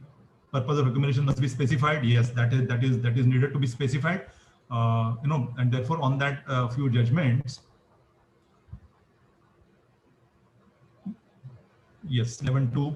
If it is applied to purpose other than charitable purpose, assessing officer can make it taxable. It ceases to remain invested. 11.5. Investment is also very, very important. The restrictions are very important. Yes, there is 11.3. Any other income shall be deemed to be income of the previous year which is so misapplied. So investment is very important. Deposits, all these 11.5 restrictions are to be looked at. 13, yes, 13 essentially, clause section 13 essentially prevents benefits to accrue to the settlor, or so therefore it says that if they are indirectly directly or indirectly for the benefit of specified persons who are settlors or trustees or their businesses, then these restrictions apply. So I'm not dwelling more in this, though of course the presentation is there. Section 13 gives restrictions. I'm slightly going faster. Various cases are there. Shiv Mandir Devasthan Pancha Committee Sansthan we have dealt with. Loan by one charitable institution. Again, yes, this was the old judgment. I would simply filing of returns. I have dealt with 139 4A, 4B, 4C. You have to be very careful. Anonymous donations, 115 BBC. Voluntary content. Only in the case of religious trust, they are not taxable. But otherwise, in the case of charitable trust or partly charitable, they are taxable with 30%. Only with 5% of the total donation of 1 lakh is granted as exemption. Cessation or conversion of into non-charitable trust. 12AB, now the new one, is also 115 TD and TF have been inserted. So a trust may voluntarily wind up its activity, dissolve into a non-charitable transfer of assets to a non-charitable institution. Therefore, when you go for 12A, CIT exemption ensures that these kind of declaration by affidavit he takes. Okay, so this is there. I will answer Nihal Chandji. I will give you permit. Let me finish the presentation. Give me some time. I'll quickly wind up this presentation and go for question answers. Yes, sir. Yes, sir. No problem. Yeah. We can take the queries later on. No. I would like to. In fact, I would like to interact with members and their queries as much as possible. Yes, sir. Yes. Yes. Presently, there's one more aspect. Presently, a trust can obtain registration under 1023C as well as under 12A, under the present scenario. And therefore, if under section 13, assessing officer was to deny exemption under 11 to 13, he can then produce 1023C card and say, oh, look, I am exempt under 1023C, that there you cannot deny me. And that is how dual registration was used by the trusts. Now that window is also now closed with the amendment of section 12AB, section 1023C and section 80G. And therefore, simultaneous registration under both is not permissible under 12AB or 1023C. Now when trust goes for re-registration, he has to choose one of them and he has to choose one route for claiming exemption. Okay, so that is the change in the cessation, conversion, non-charitable, what is excluded, accreditable. Yes, so these are the, let me just quickly deal with all existing. Yes, see what has happened is today we have 12AA registration, we have 1023 registration, section 80G registration, as well as section 35 registration. Now 35 registration is actually for those which are with government donations, and then there are government trusts or government funded trusts. I am dealing with only 12AA, 1023C and 80G. 12AA now is replaced with 12AB, and all existing exemptions granted to exempt entities under 12A, under 1023C, under 80G, all of them must reapply for re-registration. The date was 1st October 2020. Now this date has been extended to 1st April 2021. Now an apprehension will come in the mind of existing holders. Oh, if you are asking me to registration, you may refuse my registration. No. Law says you must apply within 3 months from the window opens, which means now from 1st April 2021, within 3 months, you must apply for re-registration. And my humble request again to all the participants here, please ensure that all the trusts within your reach, within your acknowledgement, within your authority, ensure that all of them apply for re-registration, because automatic re-registration is granted by CIT exemption by virtue of provisions. So re-registration shall be granted for next 5 years. At the end of 5 years, you will have to go back with all the documents and the fresh application, fresh look will be made. But for existing holders, however, if they do not go within 3 months, then CIT exemption may have a relook at your registration. Therefore, he may ask you to submit certain details, ask you to submit why delay, ask you to explain why delay and all that. So therefore, my humble request, please ensure this compliance. Entities making fresh application. However, there are entities which wish to make now application, or whose applications are pending as on the date. See, there are 3 situations. One is existing entities holding 12A registration, holding 1023C, holding ATG, for which very easy, simply apply within 3 months from 1st April 2021. There could be those entities who have not made any application and who wish to make application now, those which are registered later, those who have woken up later, those who are filing registration. Or there could be those who have not made, whose applications are made but are pending, they are not disposed of.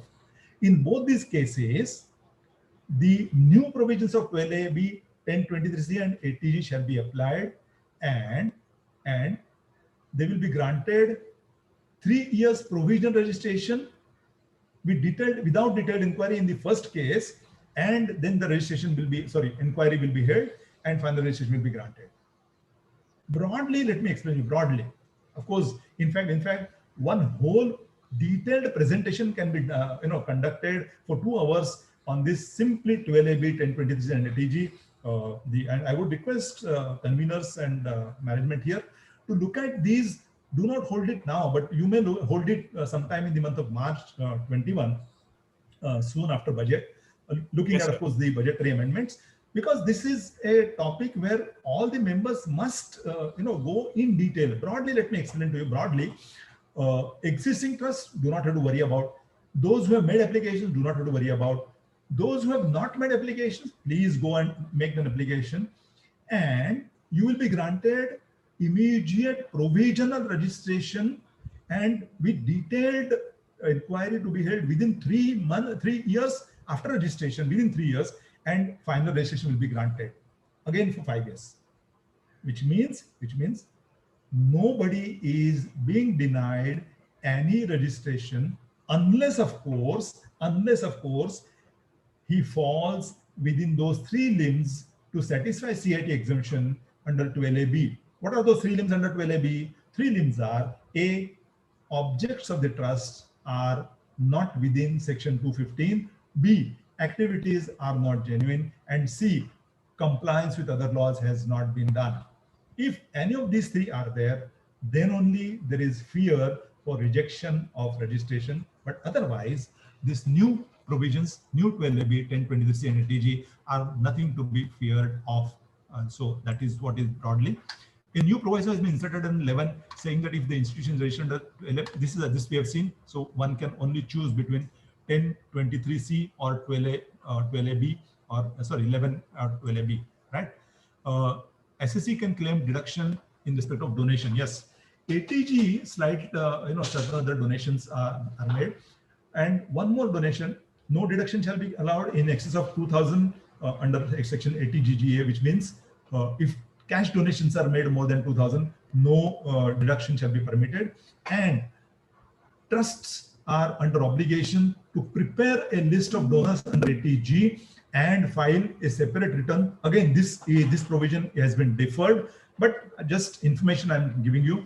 So just as we file TDS returns, we have to file a return covering donors of ATG with their PAN numbers, and this information will be reflected in the 26S of the donors separately, just as this. So just like annual information return is filed by various institutions like banks, like financial institutions, like registration authorities and all that, separate return has to be filed by trusts under ATG. This again is deferred. So as of today, it is not there, but this will be there.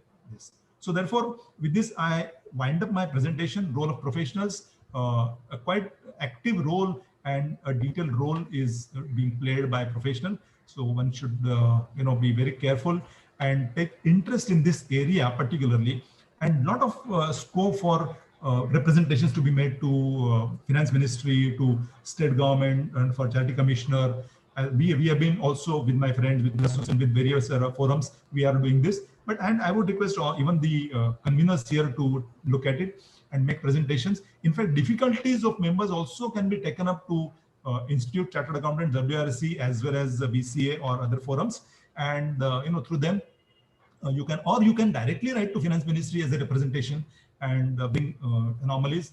ITR 7, lot of difficulties are faced. ITR 5, lot of difficulties are faced. So all of those details also can be taken up separately by your presentation separately and dwelt upon and dealt upon.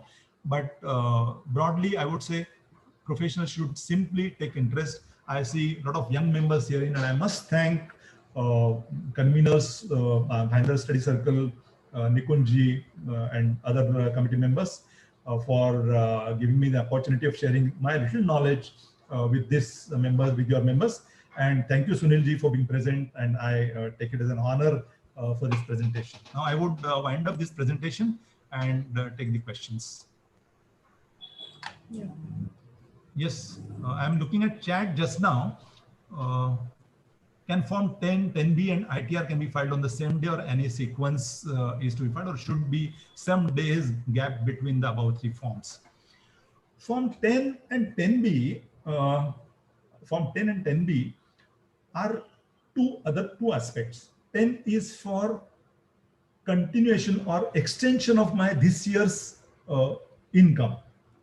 10B is by way of audit or certificate, and return is the entire income and application of income and all that. To my mind, 10 and 10B should be filed before ITR. 10 and 10B should be filed before ITR. However, all the three can be filed on the same day. 10B, now UDIN is required. So members are warned. 10B UDIN should be generated and UDIN number should be inserted, because CBDT has taken the note that UDIN will be verified. So therefore UDIN should be done. But 1010B should be filed before ITR as a matter of abundant precaution, though 10B can be filed later before the assessment, as the courts have held. 10 is permitted to be filed before the end of the financial year, that is the assessment year 2021, which means before March 21, even if it is filed, CIT exemption shall take it on record. That is the notification says. But still, I would simply say, please do not go for delay unless there are compelling circumstances, like you go on last day, and last day you don't have any choice, so you file return on the last day and then wait for 10B and 10. Normally in 99% of the cases, all this filing is done by chartered accountants professional like us, and therefore there is no reason why it should be delayed, to my mind. And I would request the same should be done on the same day, without leaving it to CBDT notification or commissioner exemption and approaching all these authorities. Though law permits, I would request, if it is permissible. And I mean, when you compute income, you do it after taking into account all these aspects. So why hold back? It should be done. Okay. Nikunj, there is one more query. Just wanted to confirm if the trust needs to compulsory open an account in cooperative bank, or it can be opened in any bank. In the case of trust, there is no requirement of any such, which unlike cooperative bank, unlike cooperative society, where there is a restriction that account should be opened with cooperative banks, at least one account should be there in cooperative bank. That is a restriction by law. 1. 2, the exemption or the deduction under ATP is granted only to interest received on fixed deposits held by with cooperative bank. So that is another one. There is no such requirement or restriction in trust. So therefore, in the case of trust, charitable trust, charitable trust, society under society association, or Section 8 company, in all the three cases, there is absolutely no requirement. One can open with any other this. Yes, there was one hand raised by one participant. May I request the concerned member? I forgot his name. I'm sorry. Minuji, I guess it was Minuji who had raised her hand. Minuji, do you have any query? I'm sorry, I'm extending time.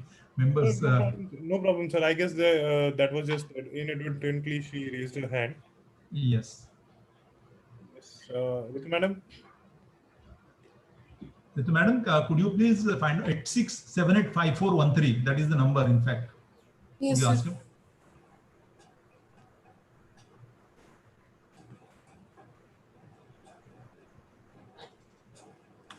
Anyway, probably that query must have been answered in the presentation or while speaking. For It sure. could be same. Any other query, I would most welcome. Rituji, may I request you to just coordinate with the members if there is any query. Sir, I have a query that I have asked in the chat box too. That Yes. the assessment year 15-16 and 16-17. Yes. I had delay in the form filing the form 10. Yes. On the basis of that, the assessing officer has disallowed the income tax side and raised the demand. Correct. Now, as CBDT recently Yes, allowed the yes. given the power to the CIT Yes. commissioner for filing applications. Yes. Can we file Yes. now in that case? Yes, it can be filed now. Please approach CIT exemption with all the details. And my experience, let me tell you, I have dealt at least about 4 or 5 cases of one of my client and 3 of other members. In all these cases, CIT exemption was so much responsive and cooperative that the officer had called me and he said, send me a few documents, and he had in fact raised a query in the e-proceeding box of the SSC, and I could upload the documents and various the replies, and he has granted me. He has issued the letters before 31st of March 2000. Before 20th of February 2020. So I was able to claim the exemption with the assessing officer. But I would request please approach commission exemption. Of course, the reasons must be genuine. See, the simple answer is you go to 15-16, you go to 16-17, notification permits. Are your reasons genuine? Ensure that. You should be able to convince CIT exemption for the delay in not filing or the delay in filing. Once you are able to convince that or there are genuine reasons, I'm sure CIT exemption grants. So you please approach him and I'm sure he'll grant. Thank you, sir. Thank you. Thank you. Thank you.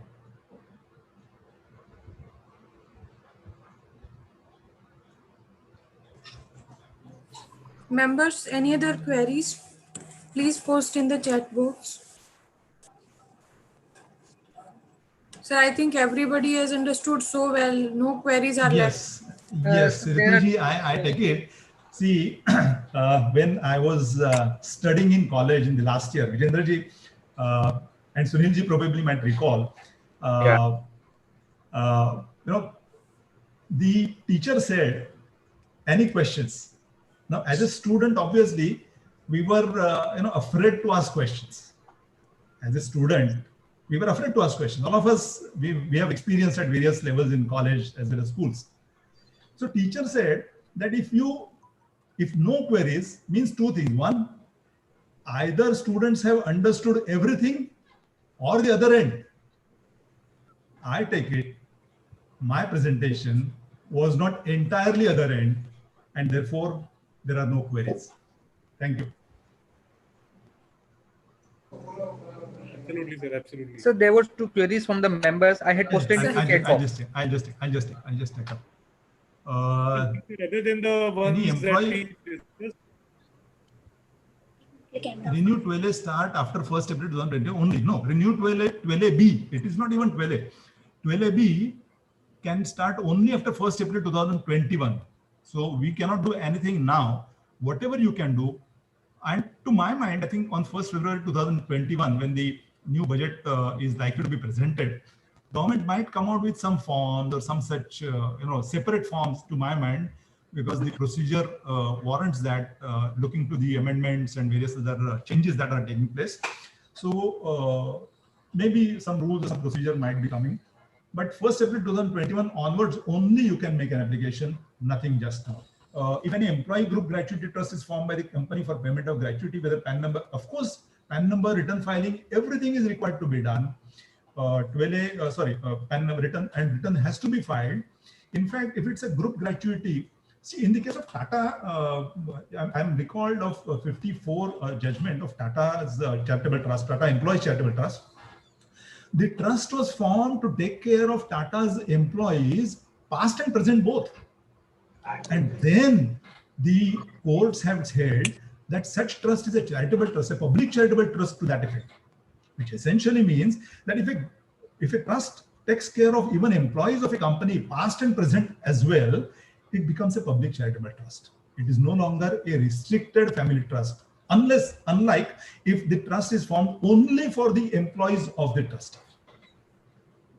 So depending on the objects of the trust, it can go. However, whether it's a trust is a whether it's a trust is a charitable trust or not, every trust, every cooperative society. In fact, I would take this opportunity to even voice my request to all the members. Even a cooperative society, housing society, credit society, any society, all of them must file mandatorily income tax return. So return filing is mandatory. Please file the return. Thank you.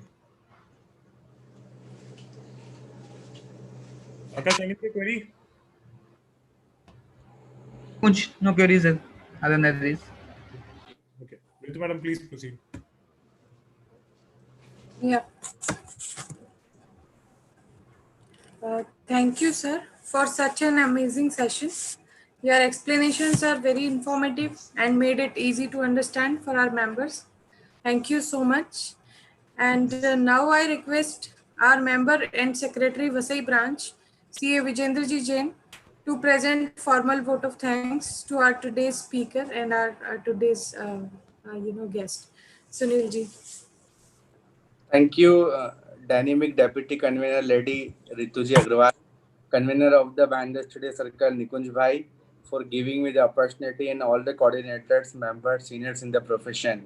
And before giving the vote of thanks, we should give the first vote of thanks to the speaker, who is very energetic and who has enlightened the word of wisdom in the trust, in the formation, in various tax aspects as well as religious trust. We thanks to you on behalf of entire Bhayander Study Circle. Fortunate to hear you, sir, and all arts members are very well connected throughout the session. And once we also recognize the presence and bottom of our heart thanks past chairman Sunil Patodia, sir. Throughout the session, you are among with us. We salute to you, sir, and thanks for sparing your lovely time. Because, sir, in our profession, generally everyone having the busy and all the other commitments. But throughout the session, you are with us. So we are thanks to you. And Vijayji, your wonderful session. I hope every members will enjoy and get the benefited throughout the session. And thanks for Bhayander Study Circle for doing the wonderful arranging all the sessions throughout the lockdown periods. Kudos to you, each and coordinators in the leadership of CA Nikunj Vagera, Convener and Deputy Convener. Over to you, Ritu Madam. Thank you, Vijendra bhai. You always encourage us with